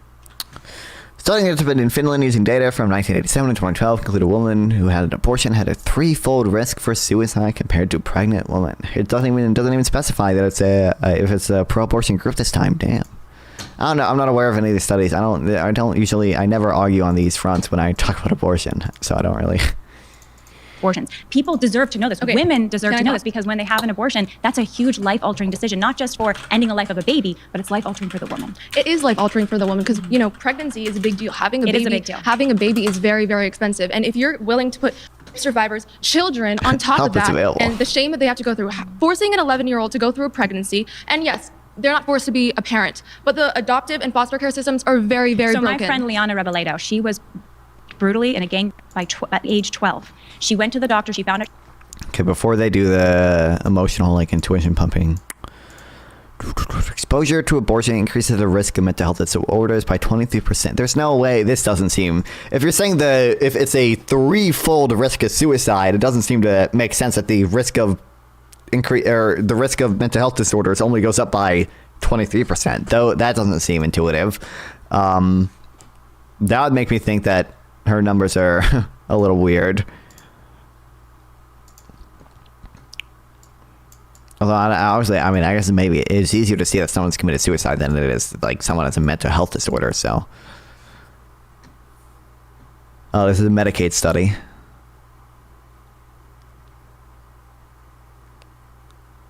Women who have an abortion in their first pregnancy, outpatient mental health visit 5 times more likely to increase inpatient admissions. Another previous study, women with a history of pregnancy loss, including abortion, are 35% more history of pregnancy lost. This seems a little weird. I would imagine, people who either have abortions often or have miscarriages often probably, I mean, they might even have, if they just have miscarriages often, they probably have some underlying health issue that makes them go to the hospital more. Suicide and violent death. Okay. Women who have abortions approximately 2 to 6 times the risk of suicide within a year to women who give birth. This risk increases with multiple abortions. Additionally, women who undergo abortions have significantly high risk of deaths from violent causes. Together with the elevated, are more likely to get murdered. This would, to me, that any other like violent death that isn't suicide or whatever would make me expect that is what I said earlier, where it's the causal inference is my passion. It could just be the case that the women who get abortions are women who are more likely to commit suicide in the first place. I would imagine. I could imagine that's true, and I could imagine people who are more likely to commit suicide are also probably more likely to be murdered or something like. I don't know, but I would assume the studies try to find causality.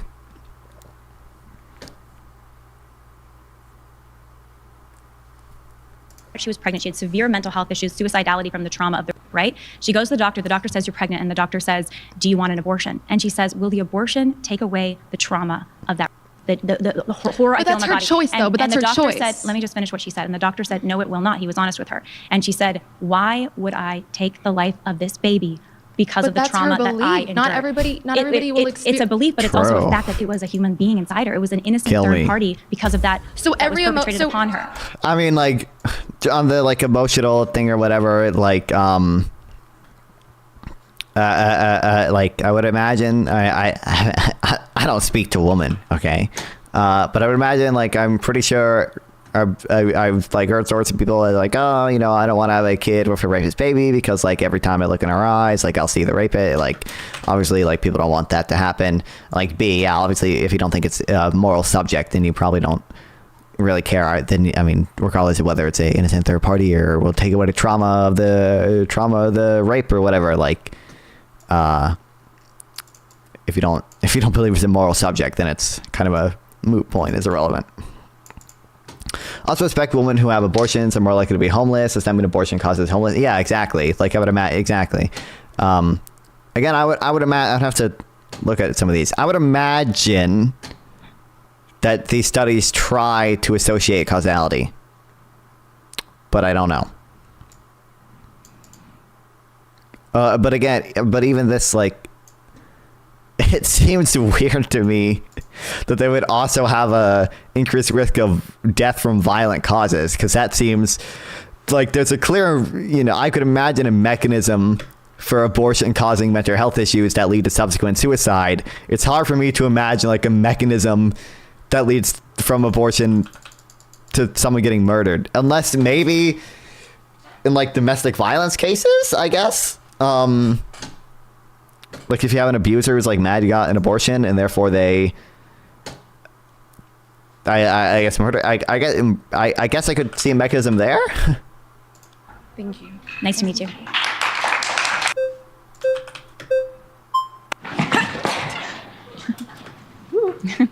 Hi, what's your name? Jax Prince. Nice to Jax, meet you. nice to meet you, Mila. So, based off you've given incredible points, genuinely and truly, I'm learning quite a bit. Thank you. So, for the people that you say have the abortion young, how old do I look, out of curiosity?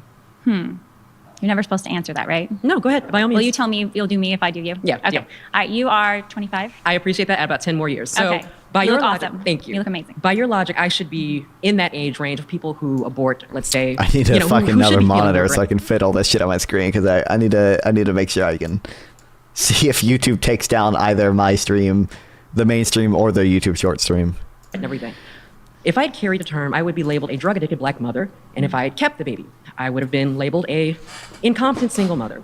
So my question for you is, what is your perception of how I should feel about my abortion? So a couple things. First of all, sometimes the regret happens later in life. It's not within even 5 or 10 years. The trauma they feel might come out later when they have their own other children or grandchildren. So every woman, it's going to be different. Sometimes it's immediate, sometimes it takes years. I mean, I think you're amazing. I think if that's what you've overcome in your life, I think that's incredible. And you should be proud of overcoming so many tough things in your life. It does break my heart that if you're sharing you had an abortion, that there could be a child, I don't know how old they'd be, 10 years old today, who would be cheering you on saying, go get him, Mom, you got this. I can promise And I you think- that would not be the case, because I can almost promise you that would not be the case, because I say again, I'm in a domestic violence shelter. I've got Kinda a true, dog Mida. I can Kinda. barely take care of. You're expecting, you're expecting me to sit here and let you tell me how I'm supposed to feel. You're trying to scare me. I'm not with all- telling you No, how no, to no, feel. Yes, you are. Yes, I'm you are. not telling you how to with feel. your statistics, But I and am your telling you that your with baby- your statistics your and your baby had a right to information, live. with your statistic and your information, Your baby had a right to live. You are completely wrong. And- Because yes, and I wish someone yes. had been helping you more. Listen, That's the listen, other thing. listen. But You you weren't deserve there. more That's just help. it. Everybody always likes to say, then "Oh, we're that hits the baby." I don't. Yes, give me. I love you, Jubilee. Yes, give me more. Give me more of the emotional, intuition-based domestic violence arguments. Yes, let's never talk about philosophy. Yes, give me more people screaming at each other. Yes, like they almost touched on the thing there. Like your baby had a right to life. No, it didn't. Like they almost got there, but now they're back to to this. Be given up for adoption. I know what our foster care system is like. But when you, just you to be can't clear, tell when me you- I would have a child cheering me just to be on. clear, in when this you place instance. a child You for can't- adoption, hold on. You're they not don't gonna go speak. into foster You care. don't get to speak for my child.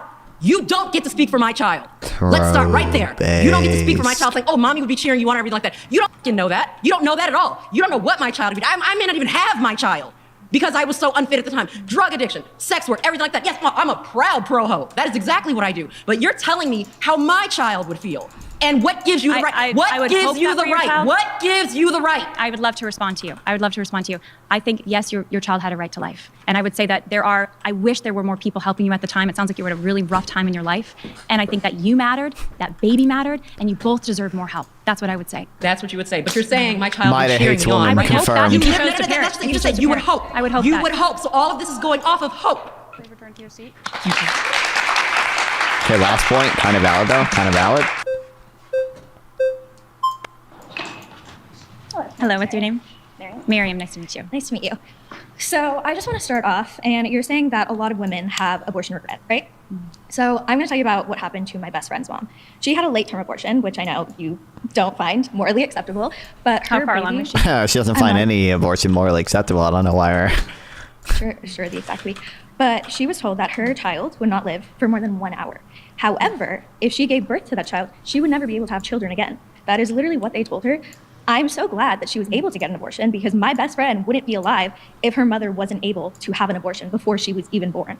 So I just yeah, there are some women who regret abortions, but we shouldn't just ban all abortions because of some of those women regretting it. So I there have are heard, many I love women. I've finally. heard so many stories of medical professionals who tell the woman, you have to have an abortion, X, Y, and Z. Okay, right? we're not gonna address the actual point that she's making, that like clearly we shouldn't ban something just because like some people might regret it. We're not gonna address that. We're just gonna go to, actually, your mom should have had the baby get fucked. Like, and then I talked to many other medical professionals. If I can finish, I talked to many other medical professionals who say, if you have a high risk pregnancy or there's a disability that the baby has, there is healthcare for you to protect both your life and the baby's life. That's what women deserve. They don't deserve to be told by the abortionist or the doctor, just kill this baby. That's the solution. Have the abortion.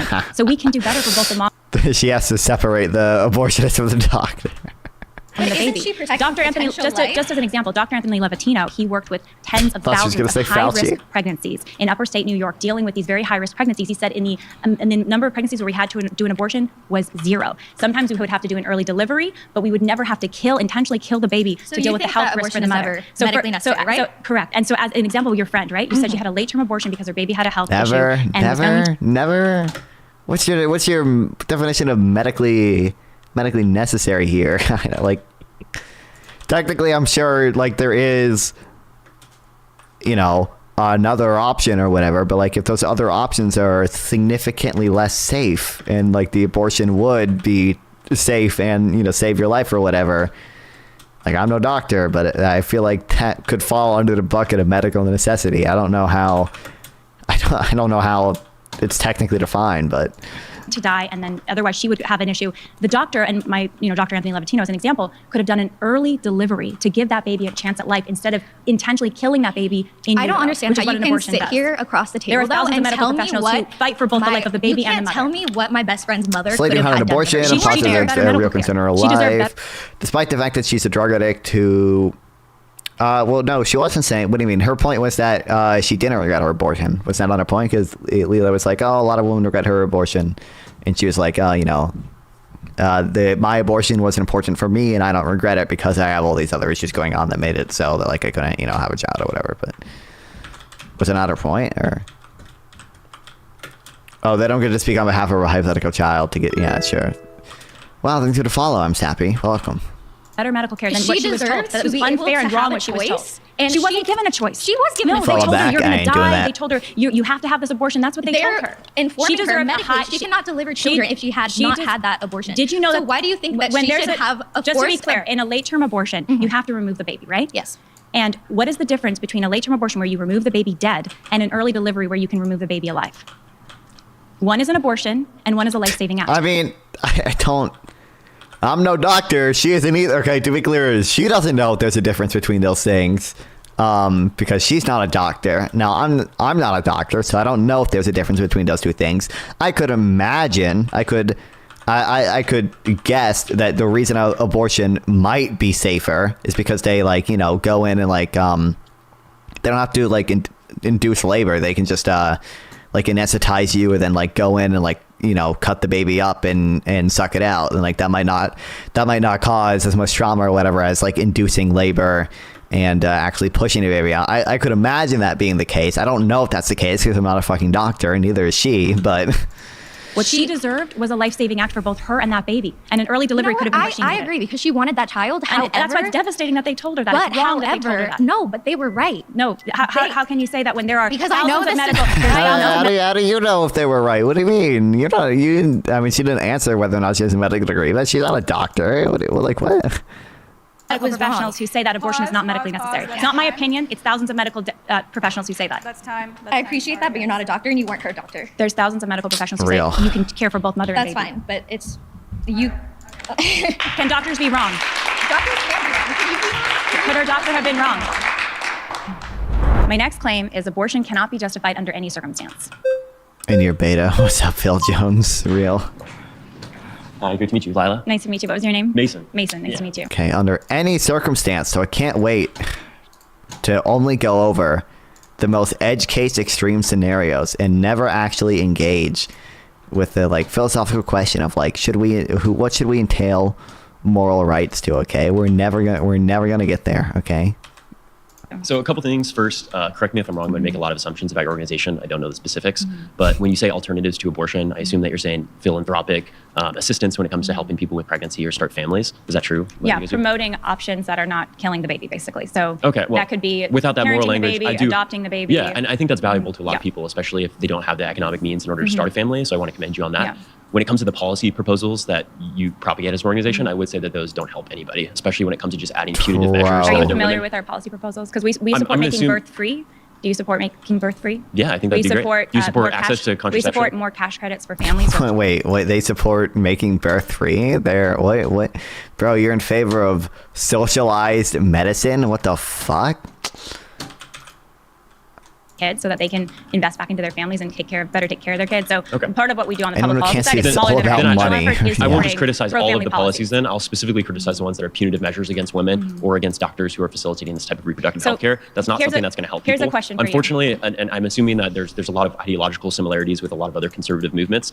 So when it comes to things like gun rights, what I hear so much from conservatives are guns are something that's a necessary evil. If there was a world where we could get rid of all guns, that would be awesome. It's just one thing where there are going to be bad people with guns. Okay, true. In order to counteract that, you're going to need good people with guns. And I would say the same thing for abortion. This would have been a good thing to bring up on the, last point, but guess you didn't get to speak on that one. I think in an ideal world, we wouldn't have any abortions. Unfortunately, the reality of the situation is it's going to exist, whether or not that it's legal and can have safe actual procedures, or it's going to happen in the alleyways where it is going to damage women. So to continue to advocate for punitive measures, and I'll let you speak after this, I think that does more harm to women at large than it does to help protect the unborn life. Here's a question for you. Do you think that it is always wrong to kill an innocent person, an innocent human? I would say the intentional killing of somebody who's innocent is something that we should advocate against. Okay. What I will say, though, is what is an abortion in your view? One sec, I got to finish my point. Okay. What I will say is the rights of people's bodily autonomy. They're touching on it. Life, especially when it comes to the government enforcement of that. Do I have the right as a mother to kill my child? So I think there are two ways that we determine what rights are in a society, right? It's either we all have rights, and then we decide as a society that there are some actions that we need to restrict just because we live in a social world, or we have no rights, and we just have the grace of the government that grants us some rights. I have a question for you. What I would start is, I think that we do have all rights. I think that we restrict things that would be unnecessary and bad. I wouldn't count somebody's rights to their own bodily autonomy as something that we need to restrict. So it sounds like you're making the argument that dependency means that a mother should have the right to end the life of her child. I wouldn't say dependency because I'm sure the child's dependent on her body, right? That's what you're saying. I'm assuming you're going to go into like a toddler's dependent in order to be fed by their parents. A newborn is totally dependent on their parents, but it doesn't rely. We can never end the life of a newborn. I know, but it doesn't rely on the specific bodily functions of somebody. But it fully relies on the functions of everybody else. Well, no, because you can opt out. You can give that to an adoption agency. A newborn baby relies on the functions of other. I don't know why I never hear like Leela make this argument. Like the dependency thing, like you forced that fetus to be in a state of dependency on you. Like you had the sex and forced the fetus to be dependent on you. Like it doesn't really it'd be like you can have an analogy of like, oh, I'm giving somebody a poison, and that poison has like a 10% chance of making them entirely dependent upon me. And then like after I gave them the poison and made them dependent on me, should I have the right to the right to kill them or whatever because they're using my body? Like I feel like that's a much stronger argument than just the like, well, but newborns are still dependent on their mother. I mean, there is the I do like the I think it's when she is going down this road, there's an analogy called Mary's Cabin. I think it's Mary's Cabin. It's like, oh, let's say like even in the case of rape, like if we kidnap a woman and like put her in a cabin with a baby, a newborn baby, and it snows and she's trapped in a cabin for 6 months with a newborn baby, is she entitled to just say, well, like even though there's enough food in the cabin for both of them, to like just say, no, I'm not going to feed the baby because of my own bodily autonomy. I shouldn't, I've been forced to be here. Should I have the right to just not feed this baby because it requires my bodily resources to do so? She is. I feel like those two analogies are better than just going down this cringe path or whatever. If I were to be an evil pro-lifer, gonna call me sexist, but this guy has made better. Okay, this guy has made better arguments than the woman so far. That's not. Yes, he has. For adults, right, for sure. But plus, I'm a guy, and I've made. If I was there, I'd make the absolute best arguments out of all of them. So nothing to do with that biological mother. The mother can't put it up for adoption if they don't have the means in order to take care of it. So what you're saying, let me make sure I say it back to you. You're saying the biological mother has the right to end the life of her biological child, but somebody else who's not biologically connected could end the life of a young child that's totally dependent on them physically. No, I wouldn't say that. Then what are you saying? Well, you like to go into a lot of biology. Do you know what an FMT is? Tell me. So it's a fecal microbacterial transfusion. It's necessary for people who don't have proper intestinal responses for immune disorders. And what it is basically a transfusion of someone else's feces into that person. What's funny to me is we don't enforce people in order to like collect their own poop in order to preserve life. Clear, so it's funny that we protect the sanctity of people's poop over people's wombs and uterus. But like the womb is designed for a baby, right? Not all wombs can deliver babies. Wombs are designed for babies. Not all. What else are they designed for? I hate to do it, guys. Okay. I hate interrupting you, but it's the only way to keep the No worries. rotating. Nice to meet you. Good to meet you. Thank you. Again, like Leela has like fine secular arguments for abortion, but I'm pretty sure. I don't know this for certain, but I am pretty sure that Leela also does not believe in evolution and believes in intelligent design. And like that's why she uses this like loaded language of like, oh, you know, the uterus is designed for a fetus, right? Like it's a woman's purpose to be the baby, to be the baby carriage. Make it worse, Mary accidentally caused that situation to happen. Well, yeah, I guess, yeah. I don't. What do you mean accidentally cause that situation to happen? The reason that the Mary's cabin analogy is supposed to be like in the case of rape, so like we kidnap her and like force her to be in the cabin, right? Then once she's in the cabin, ought she feed the baby? Like, yeah. Alex, Nice to meet you, Alex. So your claim is that abortion cannot be justified under any circumstances. Yes. Is that right? Correct. Well, I want to tell you a story. So I'm from Florida, and I remember when I heard the story of Anya Cook and her husband Derek. As you play video games, well, yeah, because I'm based in awesome. They kept on trying and trying, and they had miscarriage after miscarriage after miscarriage, and then finally they were able to conceive, and the pregnancy kept going, and they reached 16 weeks, and they were so excited because they were finally going to have a baby.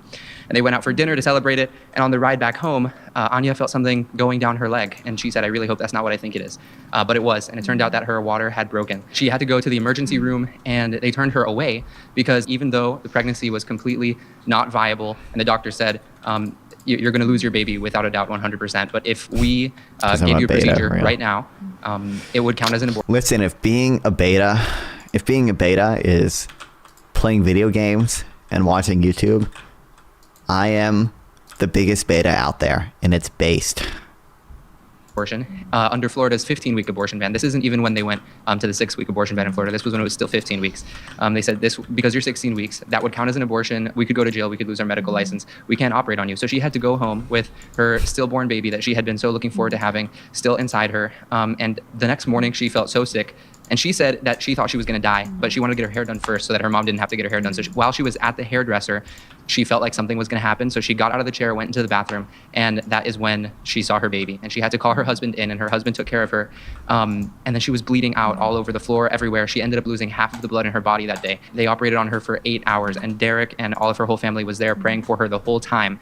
And miraculously, she survived. But she would not have had to go through that if she was able to get the medical care that she needed. And this is why I think that instead of having the government legislate, abortion should be illegal, except in this case, that case, the other case, it's impossible to have something so black and white as the law legislate something that is so individualized and so complex as every person's experience. And that's why I will always trust a mother and her family to make the right decision for her instead of the government trying to make things so black and white. And that's what abortion bans do. They cause people to get really sick and even die because they're denied the medical care that they need. Okay, so I'd love to respond. Thank you for sharing the story. Set up a slam dunk argument against everybody seems to it. Yeah, he kind of, I don't know why he transitioned even to the like, why should we? Well, I guess it kind of makes sense. But into a case where, like, when it says unjustified or whatever, cannot be justified, I'm thinking, like, ethics. And, like, he started talking, like, the ethics at first, it sounded like, with, like, the case of his mother. But then he kind of, we kind of switched over to, like, well, maybe we shouldn't ban it just because sometimes it's gonna have negative effects when you restrict medically necessary abortions. Like, away was how you mentioned the baby was stillborn, or you said the baby was stillborn. Reproduce. I'm glad we're all in the same category there.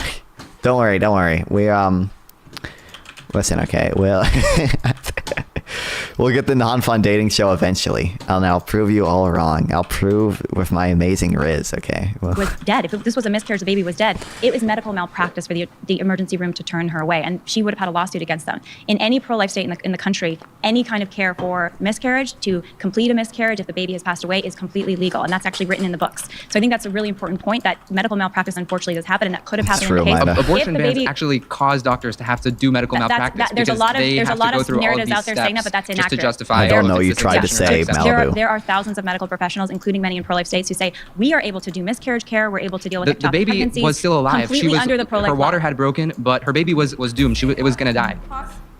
Nice to meet you. Oh, they didn't even get the fancy head on that? Oh, damn it.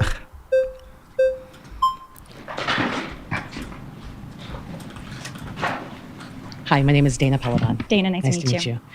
So I am the executive director of one of the oldest rape crisis centers here in the nation. And one of the things that I need you to understand is that abortion care is health care for survivors. And it also gives them the options that they need in order to move forward after they have had so many choices that have been taken away from them. So let's remind ourselves that most women who have been assaulted know they're assaulters. 1 in 20 women who have had pregnancies that result from assault. In addition, 1 in 4 women have had abortions. So these are women who are making these choices because they need to make these choices. And when you say to someone who has already had choices taken away from them, that in addition to I have had my body violated, I have had my choices taken from me, that I then have to carry a child to birth, and then have my life put in danger, and reminding ourselves that as a black woman, I have a higher rate of death in our society just by birthing.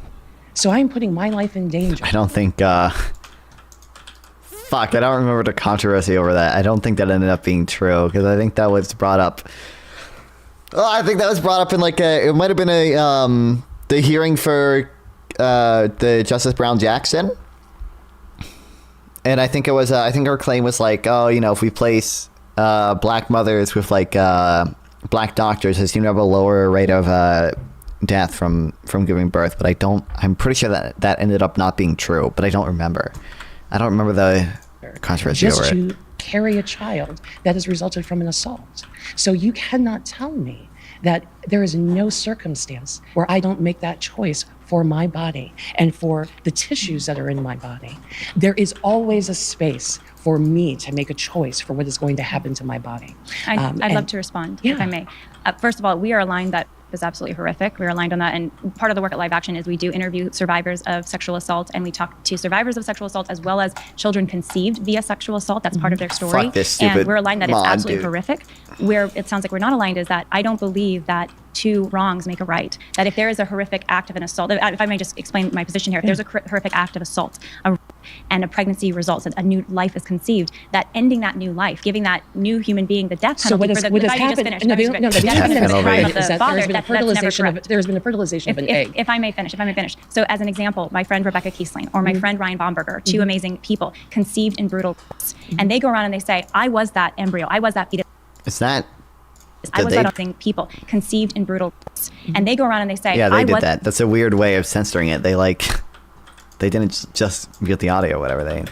That's weird. Anyway. Was that embryo? I was that fetus. I was that unborn baby. Do I not have a right to live? Should I have gotten the death penalty for the crime of my father?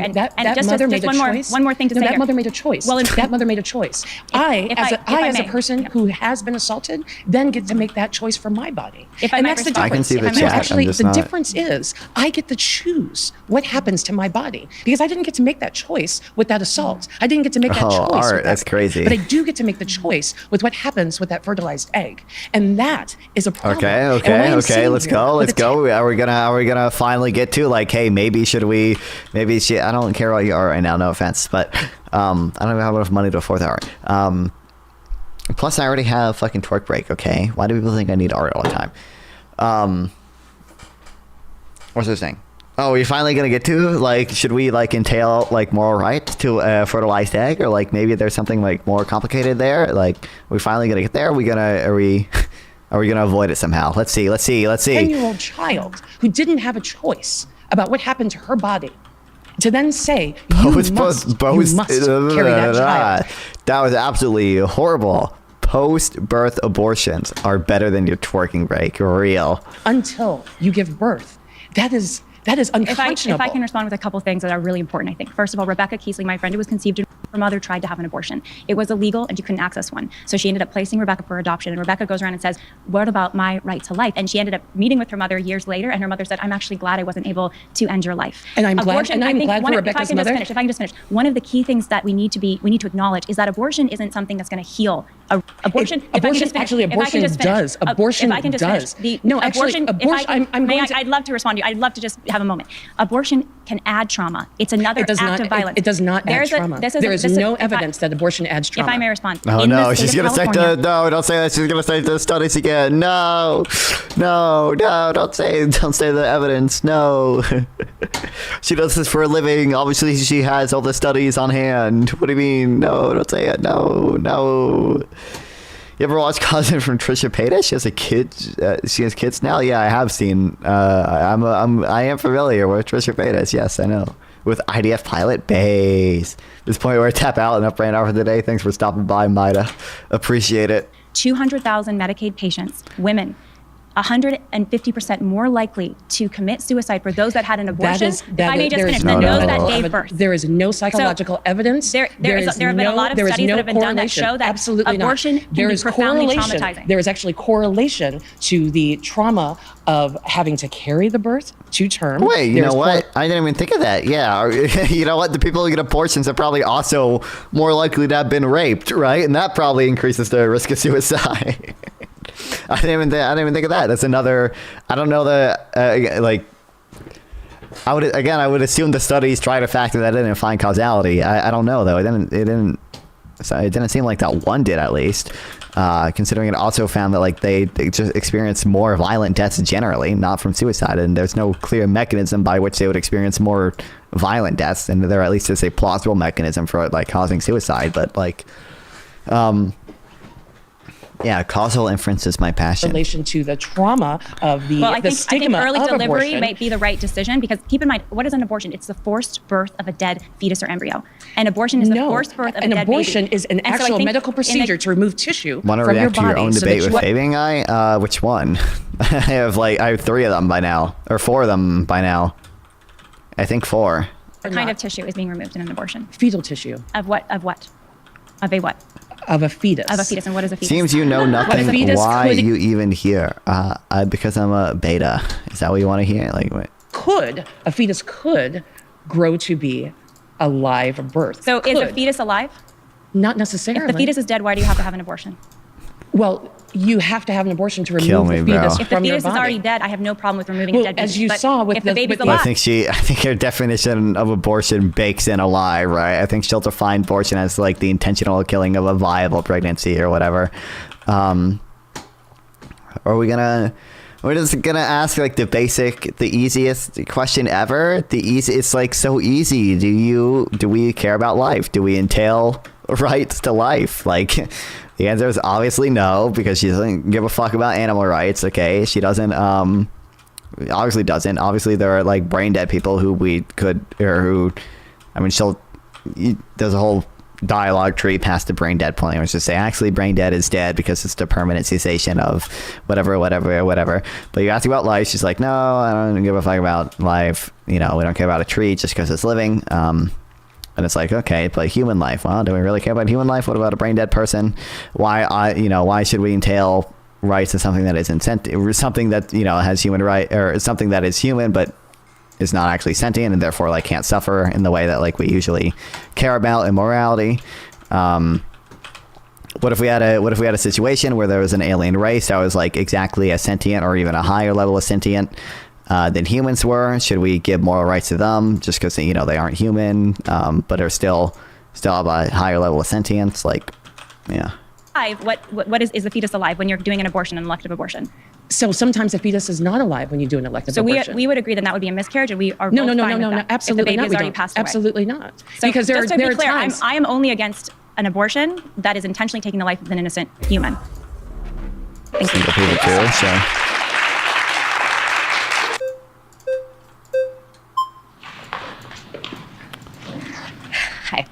I'm Lila. Ceci. Nice to meet you. Nice to meet you. So your claim is that there's no right for abortion under any circumstance at all, which obviously I disagree with because... And I'll just define abortion really quick, just for clarity, because it was You don't really need to. Okay, the intentional finally. killing of a living, whatever you want to call it. All right, Yeah, living. Yeah, thanks for a chicken sandwich. Yeah, she bakes into her definition living, so she automatically. I don't want to say like presupposes because like I mean it does. It's just I don't think it's a wholly unreasonable definition of abortion, but automatically gets rid of the criticism of like, oh, you know, what if there's a molar pregnancy and like we need to remove it because she just bakes into her definition of abortion. That's not that isn't an abortion. Don't disagree with it. Anyway, so my point though is that there should be exception. I mean, I think you should be able to get it if you want one, but under any circumstances. For the 10-year-olds that are raped, which you know that 10-year-old in Ohio who was raped by her father, then was told she couldn't have an abortion, had to go to a different state. So you're more than comfortable with holding down a 10-year-old once again to make her do something with her body she doesn't want to do. So an abortion is another act of violence in my view, both of that baby and of a survivor. I think this view that we have that abortion is somehow going to heal Even a if rape that 10-year-old survivor is crying and begging you, I don't want to give birth, I don't want to carry it for 9 months, I don't want to be a I think mom. she deserves the best support and care. She needs to be taken And out the of that best support abusive care would be situation. healthcare, and in this case would be an abortion. But we can't what a take cool away answer. I think in that case, an early Don't speak delivery. out of your if I mouth, can- for if I real. can finish. You're affording more empathy toward a zygote more than you are a living, breathing 10-year-old who just went through something seriously traumatizing. So your empathy is in a place I don't understand. If I can respond. Now you can, absolutely. So is absolutely horrific. Incest is absolutely horrific. We are completely aligned on that. We need more penalties for abusers. I think Incest is horrific. I wouldn't be so sure. You're gonna stop 2 lesbian sisters from making love, okay? What the hell is wrong with this woman? the things that I have about that case that I've seen is there's no story about what happened to her abuser. Was she protected from her abuser? It's like that's left out of the It was her narrative. father. I mean, but what I've heard you say before, has she though, been protected? you shouldn't punish a child for what you called generational sin. But if I can finish. But which child are you not? Which you gotta child let me. do You want gotta to let me punish, make the case. is my You gotta let me question. make the case. You Well, gotta you're let me. worried about punishing a child, but which one? The 10-year-old who was already punished? Can I respond? Now you can. In a case of incest and there's a new life that's been conceived, there's another human being now we're talking about. It's not just the abuser and the victim. There's another potential victim. There's a zygote, and we right. need to care for both. They're both human beings. And in They're the not case yet. of a very young girl who's been the victim of a horrific assault, the idea. God, I hate. There's a human being. Like obviously. Oh, thanks, Colton. Okay, for the sub, I appreciate it. Hell yeah. ×4. When were you? You've been a sub for 4 months. I guess you were gifted one once, right? Hell yeah, I appreciate it, Colton. Okay. What was this used? 5. Okay. Well, they're down again. The idea, well, in an abortion, you're literally held down, and you have to submit your body to an act that will That deliver she would a want forced to have child. done Well, you're rather speaking than for. Are you?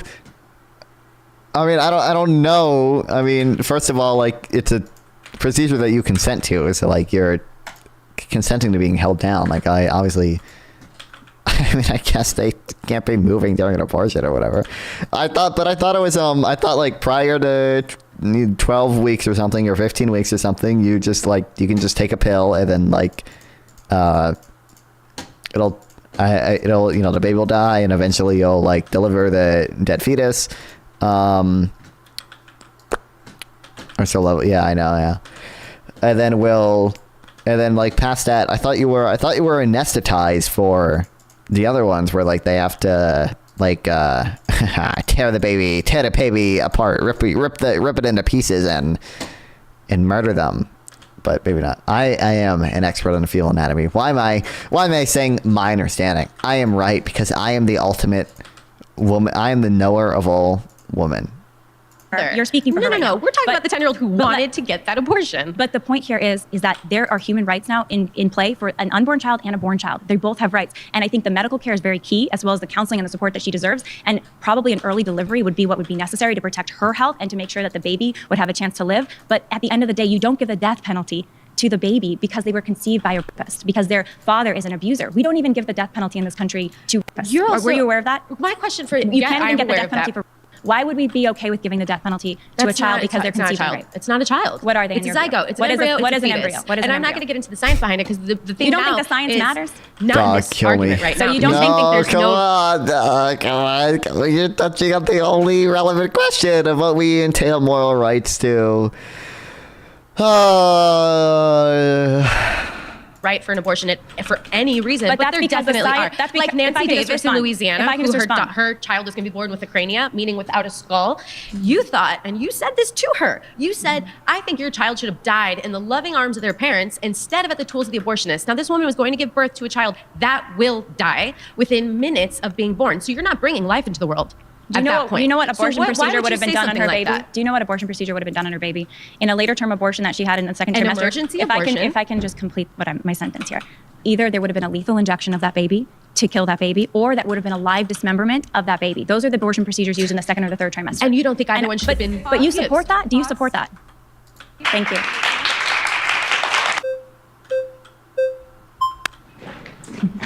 Hello, Christine. Nice to meet you. Nice to meet you too. You're very brave. You are too. So I would like to ask you, so I believe in abortion at all levels whenever the person chooses. But I would like to ask you why you think the attention and responsibility and all the shame that you guys give to people that get abortions instead of the father. Like, why are we spending so much time on punishing the woman or the person that got pregnant and not the person that made them pregnant when they can control when they ejaculate? Women can't control when we... True. I don't know. I'm pretty sure, like, when she was talking about the death penalty for rapists before, she probably is in favor of the death penalty for a rapist. I feel like she was, like, hinting at that earlier, but something it almost feels the pro-life people don't believe their own nonsense, like the incessant need to refer to everything in the strongest terms possible. Well, I mean, I've mentioned this before, but, like, to be clear, like, Leela, again, doesn't believe in abortion because she's a Christian and believes in the fucking soul and believes in I'll look up her content after this. I am fairly certain she doesn't believe in evolution either and believes in intelligent design and there, and that's why she was saying like the uterus is designed for a fetus. Like, I don't know that for sure, but I'm fairly certain I she's talked to Trent Horn before and he definitely believes that. So, we'll look into that afterwards. But like, she's made good arguments so far. Like, Leela has had a lot better arguments than people so far, just because they're coming over to the most pointless, dumb, stupid shit right now, man. I don't care about any of this, man. I don't even need it. I don't need iron. So really, if you want to have responsibility, it should be with the person who fathered the child. I think you're totally right that men bear equal responsibility for any pregnancy. And I would say it's equal. It takes two to make the baby. And I think not always. Sometimes you get held against your will. Well, in that case, yes, it's even more horrific, and the man not only is responsible, but he should be put in jail. I mean, that's even a horrific situation, right? So we're not used your efforts for that. I think, I'm not sure how familiar you are with our work, but a lot of our work includes reporting on women who are being coerced into having abortions by men who would not take responsibility for that baby that was conceived. But that's completely separate. A lot of men, especially abusive men, they see their subject of abuse, that woman, if she gets pregnant, or that girl, if she gets pregnant, they see that as something in the way of them being able to continue to abuse and use her. They don't want her to be pregnant. And so one of the research reports that we've done, it shows that in the life of a sex trafficking victim, she'll have up to at least one and up to multiple forced abortions in her life because her pimp doesn't want her to be pregnant because he can't monetize her, basically. So this is some of the horrific underside of the abortion industry that they actually profit off of: coerced abortions, but again, you're shaming rape-based women, abortions, you're trafficked people victims who abortions. Are pregnant and not the perpetrators. What do you mean by shaming? You're the one saying that women or people that get pregnant are not making decisions that are right for their own bodies. You're empathizing them, and then you're also not putting responsibility on the people that actually cause the situation. Well, if it's a rapist, I think we're probably in full agreement that they should be held fully criminally responsible and put in jail for the rest of their life, in my view. It's fun to say that, but the conservatives do not act like that. They act like it's entirely women's responsibility. Well, I can only speak for myself here in my organization. And we work with liberals, we work with conservatives, we work with Republicans, we work with Democrats. So we're a nonpartisan organization. Nice to meet you. Hey, before we go any further, we want to take a moment to say thanks so much. I don't know how they determine that, okay? But I mean, it's not. She has the. She did this earlier when, like, she talked to oh fuck, what was the point about? She's talking to someone like, obviously, like, whether or not, like, some amount of, like, or forces use, like, some time to make some women have abortions is kind of separate from the question of, like, whether abortion should be legal. Like, if we clearly get a job, this is my job. What do you mean I make so much money on YouTube ad revenue? You don't even know, Nate. But like, but yeah, unless you're saying that, like, this happens in, like, fucking, like, 10-20% of abortions, which maybe they do, I don't know. Like, I don't think that's justification for abortion being banned. And she even They talked about this earlier when she was talking to one person about it was about oh fuck. Okay, doesn't matter. I have protection 4. She was talking to another person about like whether abortion is like medically necessary, and he was like, oh, you know, like some laws that ban abortion prevent abortions that are medically necessary from happening. And she was like, okay, well, I don't think that we should let abortion be legal just because sometimes the, you know, abortion law might restrict this from happening. Like we should just like write better laws or whatever. Yeah. Thanks again to Straight Arrow News for partnering with us on this episode. Now let's get into it. My next claim is every unborn child has the right to life. Oh, finally. We'll see. Okay, let's see. Kill me, dog. Kill me. They don't care about this one at all. Kill me. Kill me. Kill me. Kill me. Kill me. Kill me. Kill me. Kill me. I'm brain dead. I don't know it. I mean, if I'm brain dead, I can't really know anything, right? All right. Nice to meet you.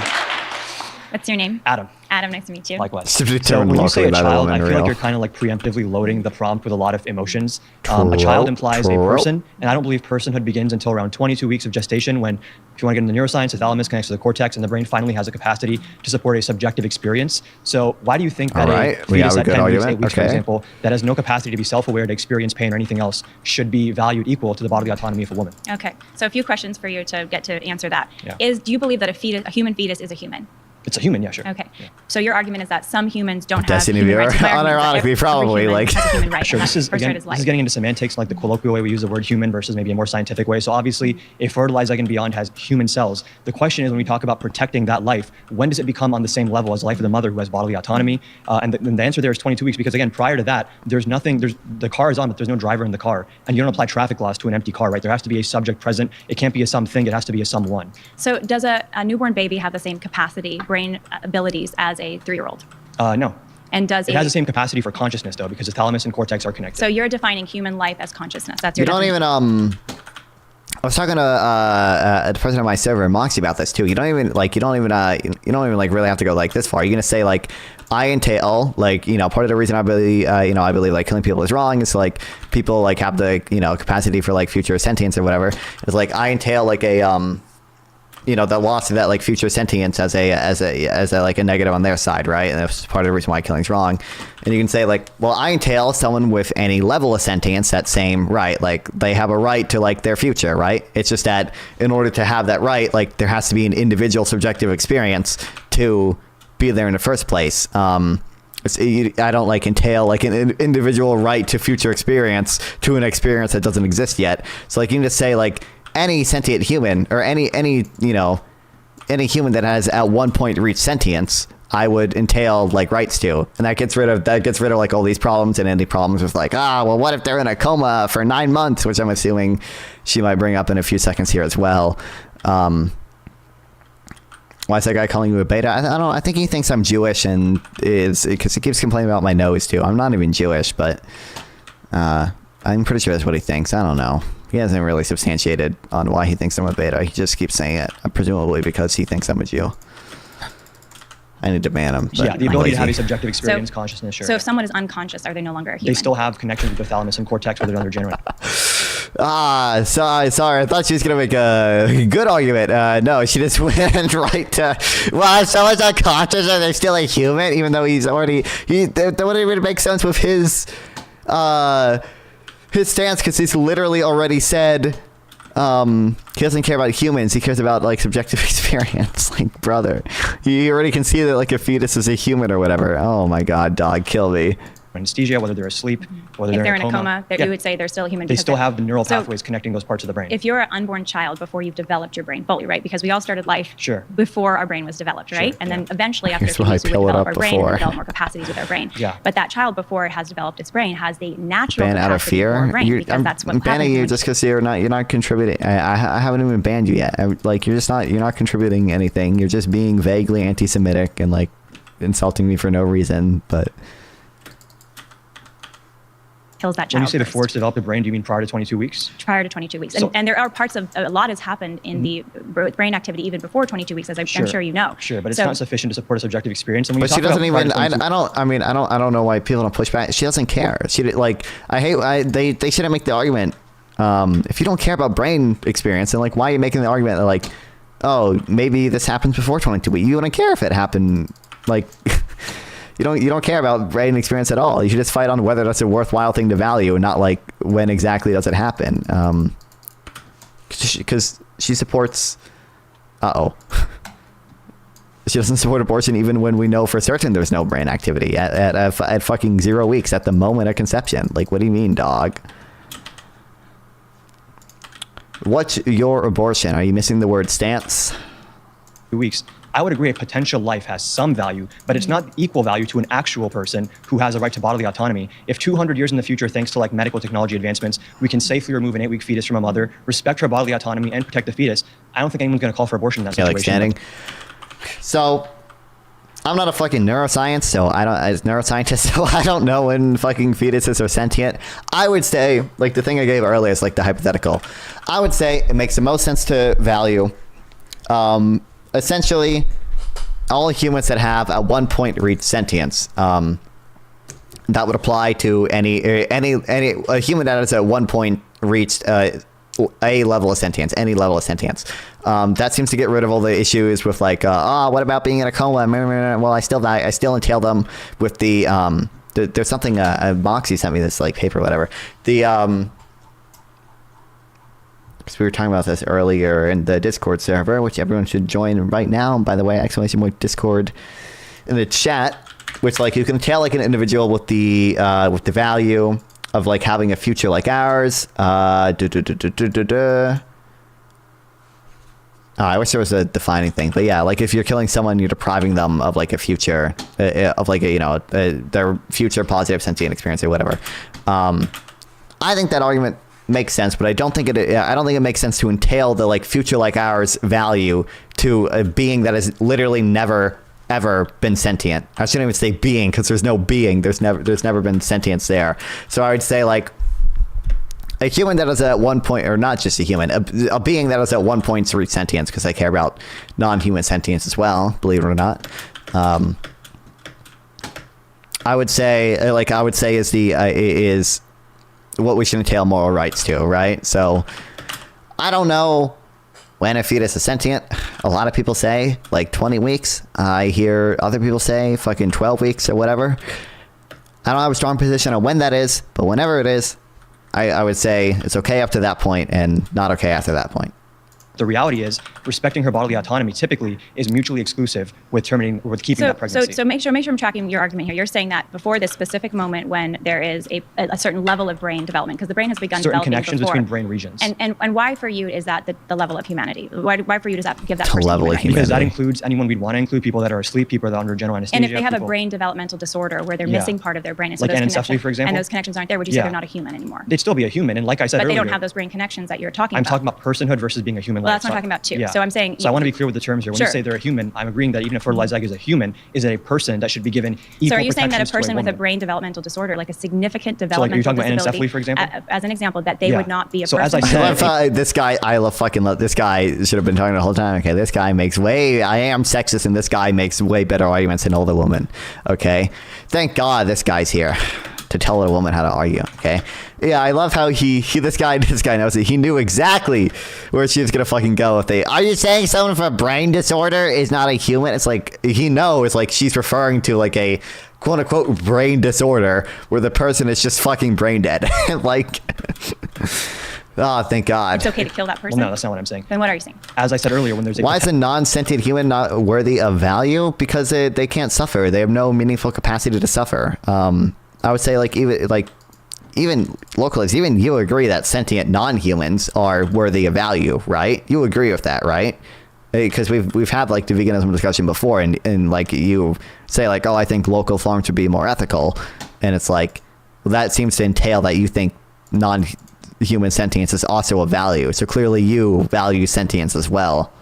potential life, a partial life. You still give it some value. Sometimes, okay. You have to take reasonable steps to protect it. If someone's So born, what steps would you give it to if someone's born with anencephaly, there's no conflict there between the bodily autonomy of a woman and the person with anencephaly. The reason you do an abortion is not like, oh, I want to kill this fetus for fun. There's a conflict between the woman's bodily autonomy and the fetus developing. So if there's some way to resolve that and respect both parties, that would be great, but we don't have I don't even know. I thought anencephaly, maybe I'm confusing my things here, but I thought anencephaly was like literally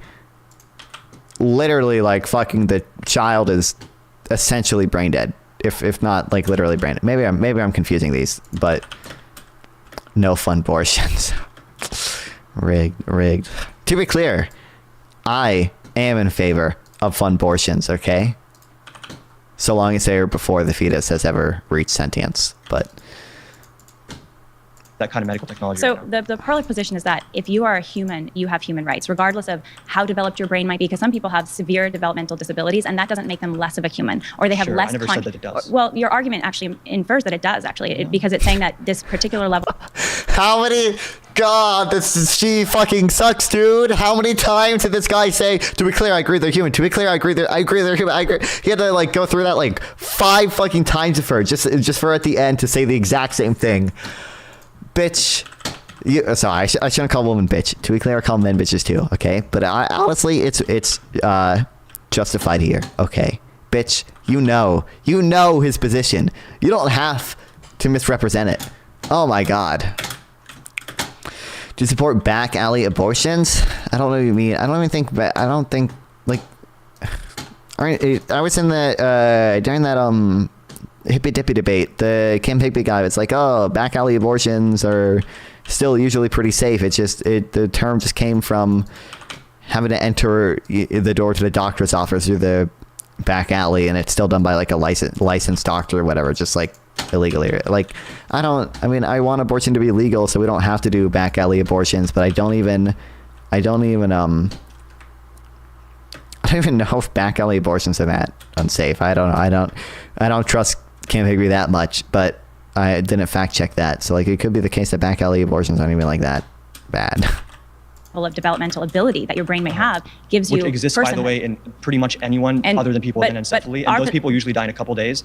But is it okay to kill that person before they die naturally? Because they lack this. If they're still in the womb or after birth. But what if they're okay? Let's take your scenario. What if they're after birth and they lack the specific connections that you're saying defines personhood? They only have a brainstem usually. And they're after birth. There's a little boy named Jasper. He lived almost 3-4 years. Oh, Jasper!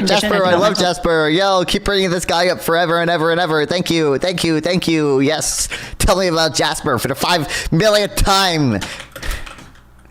Condition in his brain. It's not okay to kill that. But why would it not be okay to kill them when they lack this specific brain connection that you're saying makes it okay to kill the baby? The reason it's okay to kill the fetus prior to 22 weeks is not because it's just good enough itself. It's because it's the only way to resolve the conflict between the bodily autonomy of the woman and the fetus. If someone's born with anencephaly, their existence is not impeding on the bodily autonomy of anyone else. And then you want to take all reasonable steps to help that person not harm that person. I think we agree on bodily autonomy to a degree, because I agree that I have bodily autonomy, you have bodily autonomy, but I think my bodily autonomy ends when another human being's bodily autonomy begins, even before they're fully developed. Why does their autonomy outweigh yours, though? So it's not that it outweighs; it's that they're two lives. Like it would not be right for me to be killed by you, right? I have a right to live. Yes. And similarly, if I had another body inside my body that was a developing human being, which is what pregnancy involves, right? Maybe 1, maybe 2, they have a right to live and to not be killed. So I don't have the right, even though so we do there not is agree. a responsibility. I don't know what's your wait, Vanessa. Are you?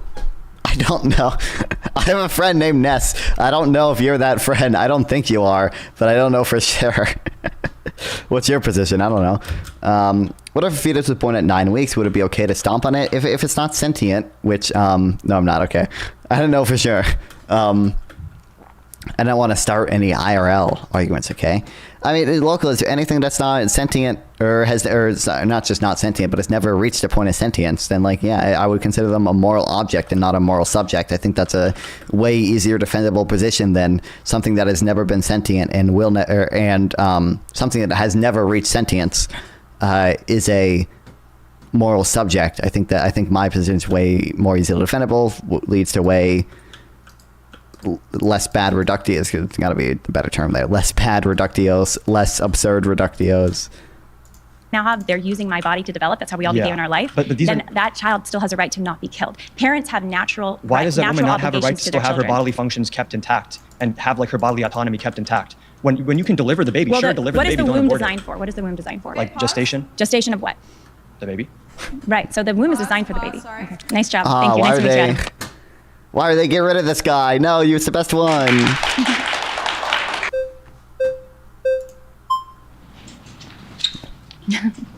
Hello again. Hello. So my first question is, are you familiar with an anime or a manga series called Monster? I'm not. Okay. Off to a good start here. Okay, based. Tell me about it. In Monster, essentially you have a doctor, and this doctor has a choice. He has a choice to decide between either saving this young boy's life or saving the life of, I believe it's a sponsor of the hospital. He chooses to save the young boy's life. This young boy grows up to be the titular monster, worse than Hitler. Does that child have a right to life? Yes, every child has a right to life. Even if they turn out to be the most monstrous thing you could possibly produce. Even if their life means the life ending of everyone here. Does their life still hold? I believe Look, Elise, you could argue that, like, I want to consider it murder because I wouldn't consider it an unjustified killing of a person if I don't think they're a person. But you could still, I mean, it doesn't necessarily mean there's no harm there. Like it's obviously still, like, harmful for me if I stomp on your expensive vase or whatever, or if I kill your dog, but that's not murder. Or, I mean, I guess more colloquially you can say you murder a dog, but usually murder implies a person, right? Like, that's not like that. It's not that bad of a reductio. like monsters are not born, they're made. So just because a child might eventually do something when they grow up and become an adult doesn't mean we have a right to kill them before that. I don't know what went on in their childhood or the choices that they made, but at the end of the day, everyone has a right to life, especially a child. They're innocent. Let's say this child grows up and their life is miserable to the point of where they would want to dog kill me. No, we're going on this. No, why? Well, actually, what if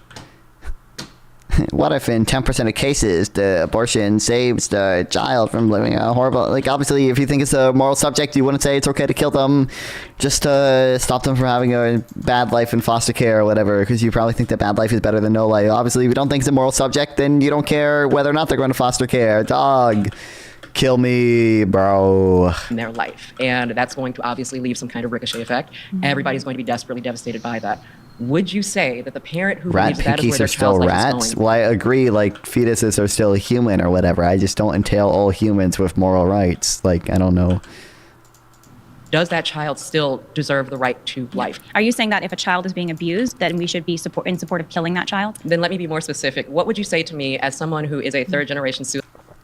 What is more value, one sentient human or 1,000 already born 9-week fetuses? Well, it's possible that... it depends what you mean by more value. So I want to say there's like an individualized harm when it comes to like killing a 9-week-old fetus. But I would agree, like, the future sentience of the 9-week-old fetus does have like some level of value. But then it becomes a question of like, do we want to ban abortion because the potential future value of the sentience of the people getting an abortion, or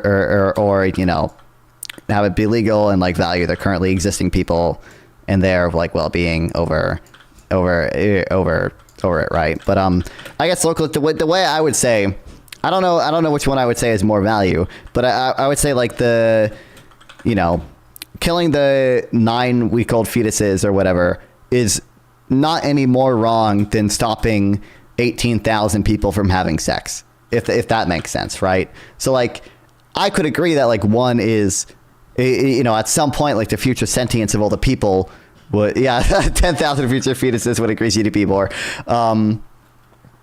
Like I could agree, like the future sentience of them would have more value. Or, once we get to, we can play with the numbers all we want to determine where that line is. But also, I don't think there'd be an individualized harm there, and I think it would be just as wrong as preventing the future sentience via stopping people from having sex versus killing a zygote or killing something right before, or killing something before it's sentient.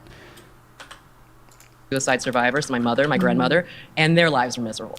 I'm so glad that you're here, and I'm so sorry that's part of your history. I have never smoked pot, believe it or not. Your mother, your grandmother, ban and your dad, gay divorce, and I'm so glad that you're here. I think your life is Actually, ban divorce only for gay people, based. Awesome. And I think every life is awesome. Now, would you say the same if you knew that I was living in a domestic violence shelter where I consider taking my life frequently? Would you still say that I don't deserve to not only end that life, but especially somebody who did have an abortion, and somebody who had to make the decision to escape their abuser, their predator, their captor, someone who was trafficked and pimped. So, would you still say that raising that child under those circumstances would have either made my life difficult, or would you still say that child has a right to life if I made the decision, I don't want to be tied to a predator for the rest of my life, I don't want to be tied to my captor for the rest of my life? So if someone's dealing with horrible abuse, and I hope that didn't happen to you, but if you were dealing with I'm so sorry. That's absolutely horrible. You deserved much better. You deserve to be taken out of that, rescued from that, and given a better life. And that would be my hope for every person, and what I'd want to work towards for every person, as opposed to saying death is the answer, or a suicide is the answer, or abortion is the answer. Can I like shift click on that? How do I make as many as I can without? I think choosing life is always better. Now, what would you say if I were to say, yep, thank you as well. Appreciate it. What's your ideal abortion policy? I'd have to know about more about when fetuses are sentient. Because I generally don't. I generally do not know. Okay, I have not. I would have to do like reading on it. I like whenever fetuses have like typically reached like some level of sentience, I would say just like ban it at that point. But like I genuinely do not know when that is, because I've seen a lot of back and forth on it from different people. I'd have to know more. Hello. Hi, Whitney Shanahan. Whitney, nice to meet you. So first, I'm a mother. Awesome, congrats. And I know you're a mother too. Yes. And I think that as mothers, having our bodily autonomy, the right to control our own body and make our own decisions, especially when it comes to pregnancy, is paramount. And I think that calling an unborn child, an embryo or fetus, an unborn child, as mothers is disingenuous, and it is disempowering for us. I don't know how a child would fit in my uterus. It doesn't even really make sense. So I don't think there's a clear answer. Yeah, I don't even know if we have a super clear answer. So you'd probably have to have some type of just like like precautionary policy that might be leaning on the side of like 12 weeks or something, or even before 12 weeks. I don't know. I have no clue. Again, I don't know. I don't know. I'm not a neuroscientist. I think we should say in this space, like out of respect for everyone, it's a fetus. So true, it's an localist. Do you know the meaning of the word fetus? Localist. Yes. What is it? Isn't it super convenient how literally every debate ever boils down to that, and every single problem would be solved if we just had local agrarian production? A baby, an unborn baby. Yes. I'm not here to argue anything scientific with you. I'm here to talk about bodily autonomy. The science does matter. The bodily autonomy is what I'm here to talk to you about. Well, I think both matter, right? So the science tells us. You just had a guest who argued science with you. I'm not a scientist. I'm a mother. I am too. But I'm saying the science, I think, does matter. I'm so glad it matters to you.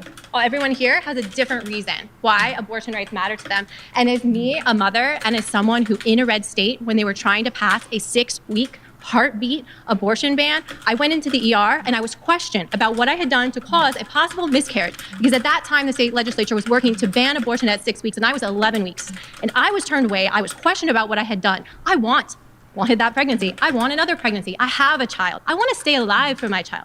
So my bodily autonomy is the paramount, is the most important thing. And to say women's bodily autonomy should be sacrificed for a hypothetical baby, a hypothetical child, because a pregnancy, that is not a child, it's a baby, it's a fetus, and it's an embryo. So I'd love to respond to what you're saying. First of all, before you respond, I just want to hear one argument, because I've never heard anyone from your organization make an argument of why the government or you or anyone knows better for my body than me. So I'd love to respond, if I may. How you know better about my body than me? So I don't know your body personally. You're right. You don't know anyone's body but your own body. But what so I can you shouldn't say, be making decisions for if you would let me body. respond, I'd love to respond to what you're saying. So your argument is that your bodily autonomy is more important than the unborn child's right to life. No, they're equal. No, you didn't listen. So do you have the right to kill your unborn child? My bodily autonomy. Do you have the right to kill your unborn child? I have a right to use my body and my organs however I see fit. To kill your unborn child? No one has the right to use my body or organs without my consent. So does that mean you have the right to kill? Son, how is it killing him? My 5-year-old abortion son is killing that child. My That's what an 5-year-old abortion son needs a kidney or he will die. If I don't give him my kidney, is that killing him? Is that killing him? If I don't give him my kidney? If I can respond, we can't have a conversation if I can't respond. An abortion is the intentional killing of that child. So abortion, that is your definition. No, it's a medical procedure. It's a healthcare medical procedure. If you would let me respond. So an abortion involves either poisoning the baby to death via an abortion pill. It involves suctioning the baby to death in a first trimester abortion. It can involve live dismemberment of that baby in a second trimester abortion, or in a third trimester abortion, it involves a lethal injection. So in all of those cases, bodily autonomy? In all of those cases, it's active killing. Explain what? Pause, Whitney. I'm so sorry. She get to finish it. Damn. Thank you, Whitney.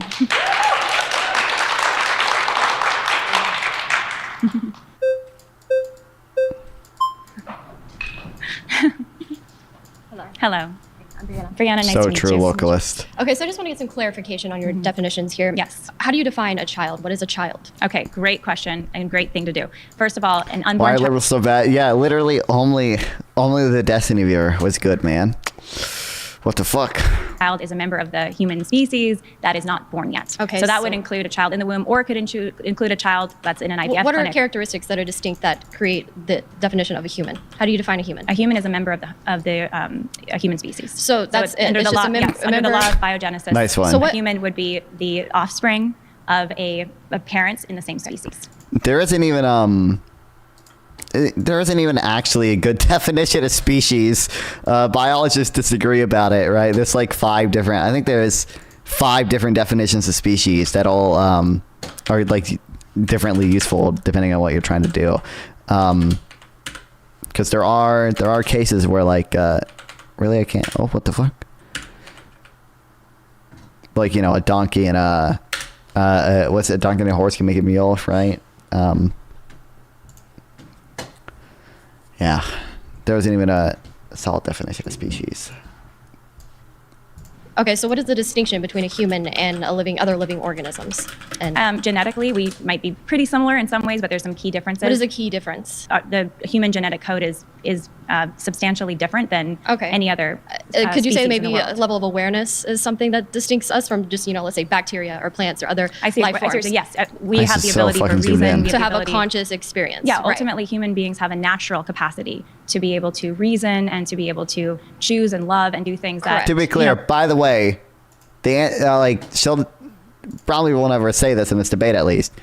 The actual reason she cares about humans is because she believes God intelligently designed humans and only gave humans a soul or whatever. I mean, all this, I would just run the fucking Schmooman example on her. Like, what if there was someone who had your mind exactly, right? Or, a mind equivalent to a human, right? They're exactly the same level of intelligence, exactly the same level of sentience, but their DNA is slightly altered such that they aren't a human, right? They're a Schmooman. Schmoomans can't breed with humans. They can only breed with other Schmoomans, but they look exactly the same as humans. In fact, you could even be a Schmooman and you wouldn't even know. Maybe your husband is a Schmooman too, okay? And you have Schmooman kids. Are they not entailed moral rights just because they're a Schmooman and not a true human or whatever?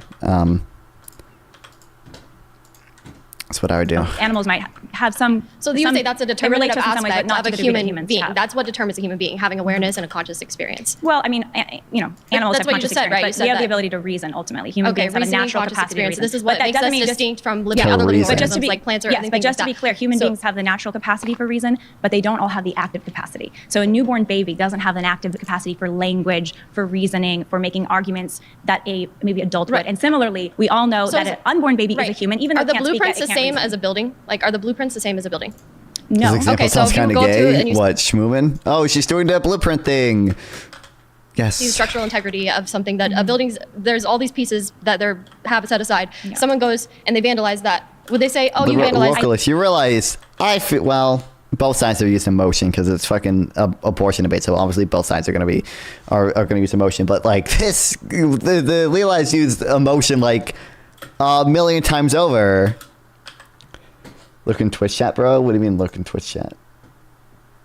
Localist banned abortion. Oh man, I've been looking at YouTube chat just because. Just because I want to know if I get if they take it down. Twitch.tv/abortion. I don't think we have to worry about.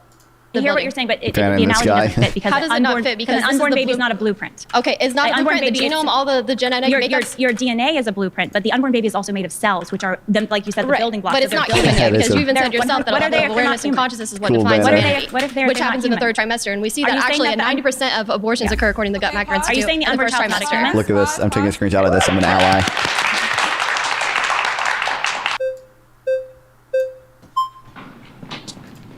Hi, Evan. Nice to meet you. Nice to meet you as well. So my fundamental issue with a lot of pro-lifers is they have a misreading or a misunderstanding of why exactly we grant moral consideration to other humans. It is not, unlike your view, because we are simply of the human species and a live organism. Under your worldview, and correct me if I'm wrong, at the moment of conception, that you have a right to life, and that right to life is equal amongst all human beings. Is that correct? At the moment of fertilization, yes, we all have an equal right to life. When a single cell embryo, so the science shows us at the moment of fertilization, well, it's important, a single cell embryo comes into existence. I'm not even that's disputing unique that. and genetically distinct from his or her mother. That's fine. Yeah. So you would prefer a world where there are less rights violations than a world where there are more rights violations. Is that correct? Of course. Of course. Okay. So in a world in which someone shot and killed a born human baby, you would prefer that world over someone destroying a tray full of frozen zygotes.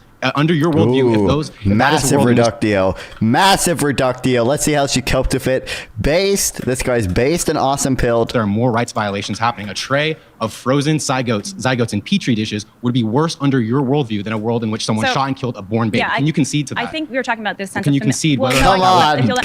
That's it. You said it yourself. You said I would obviously support a world with less rights violation than one with more rights violations. What do you mean? We have one with more rights violation and one with less rights violation. Clearly, under your view, which you just described to me, this one is better. Come on, bite the bullet.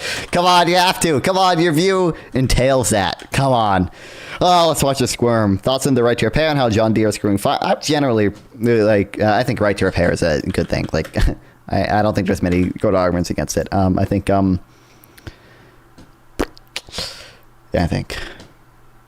So here's the deal. If there's a burning building, right? Non-farm farmers' rights. Using this analogy with these. I hate farmers. So, oh wow, quick kickbot. Let's go.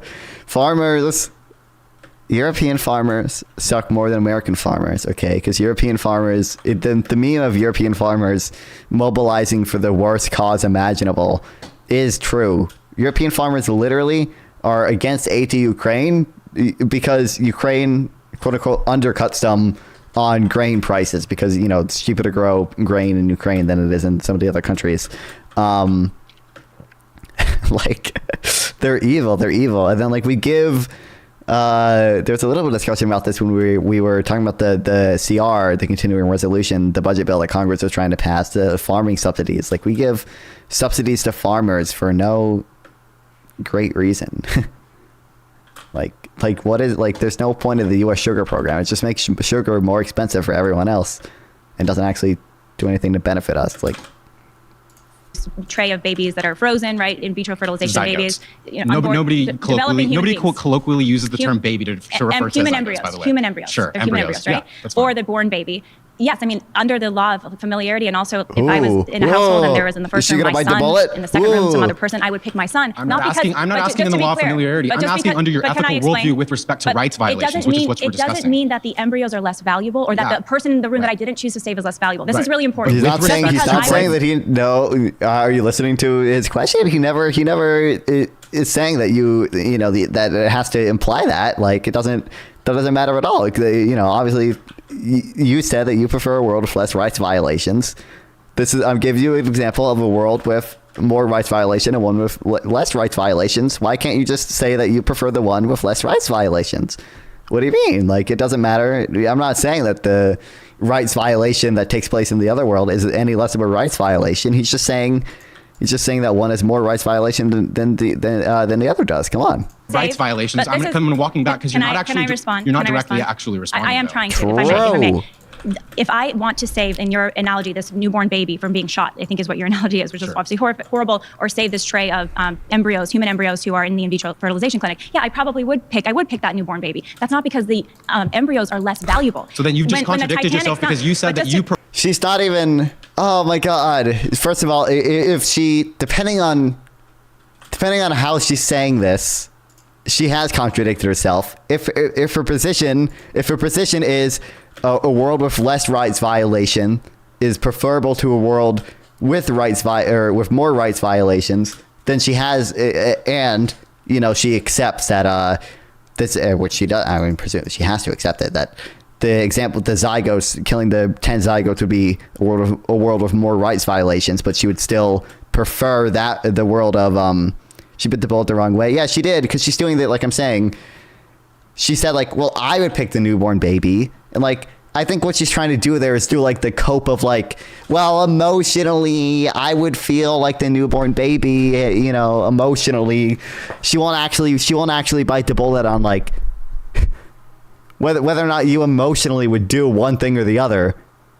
The world with more rights violations would have to be the one you don't prefer, right? Like you would have to prefer the one of less rights violations, which is the one where the newborn baby is shot. He's just asking which one you would prefer, not like you're in the situation and have to save one, but you prefer won't. A world in which there are less rights violations, but that would be a world in which there are more rights violations under your exact worldview, because you conceded earlier that at the moment of conception, we all have an equal right to life, which means if we have an equal right to life, all of those embryos have an equal right to life, and that means there are more rights violations under the worldview in which the tray is destroyed versus the To be clear, if there was a baby and it's like, go save that baby or go save these 10 men over there, I also might pick the baby. That doesn't mean that these 10 men are not valuable. Come on. Oh my God. Jeez. Oh my God. This guy's amazing, dude. Oh, why she's answering totally irrelevant questions here. Oh my God. Jesus. And it doesn't mean that the 10 men don't have human rights. It's just that this is a baby right there. I'm not asking whether or not you have some personal more empathy towards a baby. But I think that's what it's connected to. But I'm specifically asking, because we're discussing human rights, as you put it, because I also have, all of us all have a much stronger form to empathy towards women. We don't have... Sure, and if I could just say... Sorry, time's up. That's okay. Thank you. Next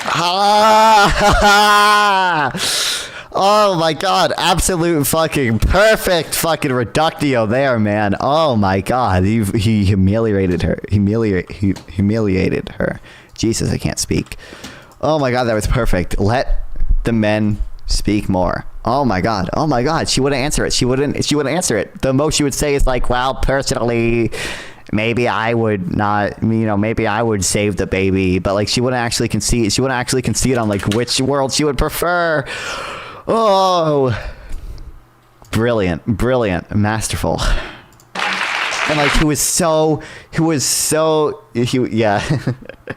he was, listen, I can't speak. He was so good. Like every time she was like, well, I might pick one, but it doesn't mean the other doesn't have, I might pick one, but the other ones are still that. The other ones are still that. Like every single time he was perfect. Like, I'm not asking that. To be clear, I'm not asking that. I'm asking which world you would prefer. I'm not asking about the emotions of one or the other. I'm asking which you would prefer, considering you just told me that you would prefer a world with less rights violations than one with more rights violations. You would prefer this one, right? And she'd be like, no, but emotionally, I might save the babies. Like, I'm not asking. Like, oh my God, that was perfect, dude. Perfect.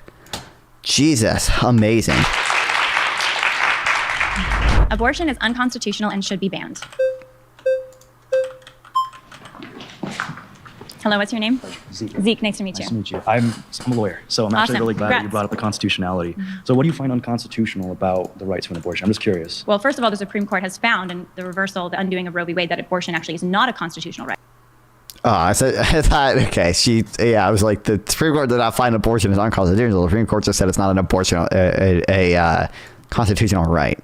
Right, so that's currently the decision of the Supreme Court. But most importantly, the 14th Amendment to our Constitution has something called equal protection under the law for all persons. And it says that no state has the right to deprive any person of life without due process under the law. Also, liberty and property. There's no due process for the unborn child in the womb. They're innocent, and they're a human being just like you and I. I believe they're a person under the law, and they have the right to live. That's true. But there's also in that clause something called the due process clause. Correct. You cannot deprive an individual of life, liberty, or property. Does the baby have due process before they're killed? Wait. Substantive due process. All right. There's two different things. Liberty, right? We have to focus on the liberty aspect. Individuals have liberty to do things in their life, right, that the government cannot infringe upon. One of those things is the right to marry. You cannot limit it based on race, right? But we don't have the right to kill, right? We don't have the right to commit homicide. I'm getting or there. murder. Liberty also means that you have the liberty to decide when you become a parent, right? That's what kind of Roe was based off of. It was the liberty to decide when individuals become parents. If you're pregnant, is there a child that exists?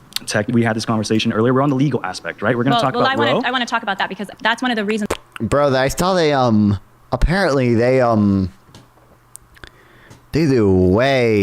film like 4 hours of this and like cut it down to like 2 hours because I was watching.